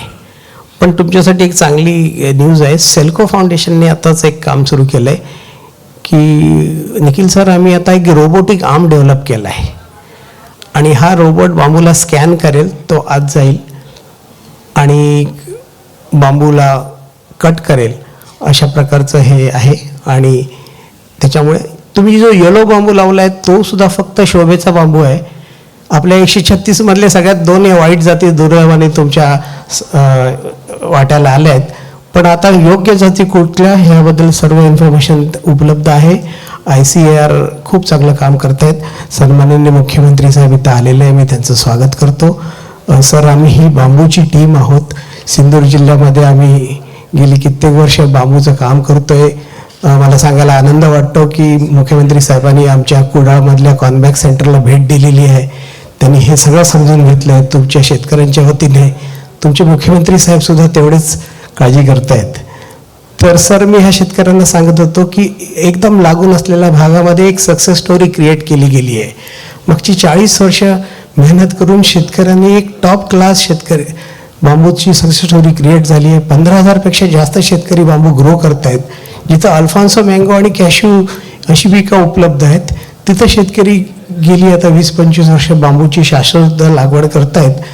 आणि सर, मार्केटमधला ॲव्हरेज बांबूचा रेट 4 ते 5 हजार रुपये टन आहे, पण आमचा सिंधुदुर्ग जिल्ह्याचा शेतकरी 15 ते 20 हजार रुपये टनने बांबू विकतो. आणि तो बांबू विकायला त्याला घरातनं बाहेर पण पडायला लागत नाही. व्यापारी त्याच्या घरी येतात, त्याला पैसे देतात आणि ते स्वतः तोडून घेऊन जातात. इतकी छान इकोसिस्टम आपल्या शेजारी निर्माण झालेली आहेत. हेच व्यापारी तुमच्या गोव्यामध्ये पण येऊन बांबू तोडतील. त्यामुळे हा 40 वर्षाचं जे काम झालेलं आहे त्याचा अनुभवाचा फायदा तुम्ही लोकांनी घ्यायला पाहिजे अशी आम्ही विनंती करतो. आणि आज मायकल डिसोजा जी आहेत, त्यांनी आपली 40 वर्ष ते बांबूची लागवड करतात. 40 एकरमध्ये त्यांची बांबूची लागवड आहे. तर ह्या स्टोरीज शेतकऱ्यांसमोर आम्ही मांडल्यात आणि त्यांना हे सांगण्याचा प्रयत्न केला की कृपा करून तुम्ही या, एकदा बघा की कसं बांबूपासून भरपूर उत्पन्न कमवता येतं. आणि सुदैवाने तुमच्याकडे जे शॅकचं मार्केट आहे, शॅकसाठी येणारा बांबू हा 99% बांबू गोव्याच्या बाहेरून येतोय. हे सगळं तुमच्या स्वतःच्या राज्याचं जे आहे. आणि शॅकचा बांबू हा जो 15 ते 20 हजार रुपये टनवाला बांबू आहे. हा बांबूचं मार्केट लोकली उपलब्ध आहे आणि हा बांबू शेतकऱ्यांनी ग्रो करायला पाहिजे अशी आम्ही विनंती केली. मला वाटतं की आता प्रश्नोत्तराचा इथं थांबावं लागेल. सर आलेले आहेत आणि आजचं सेशन संपल्याचं मी जाहीर करतो. धन्यवाद.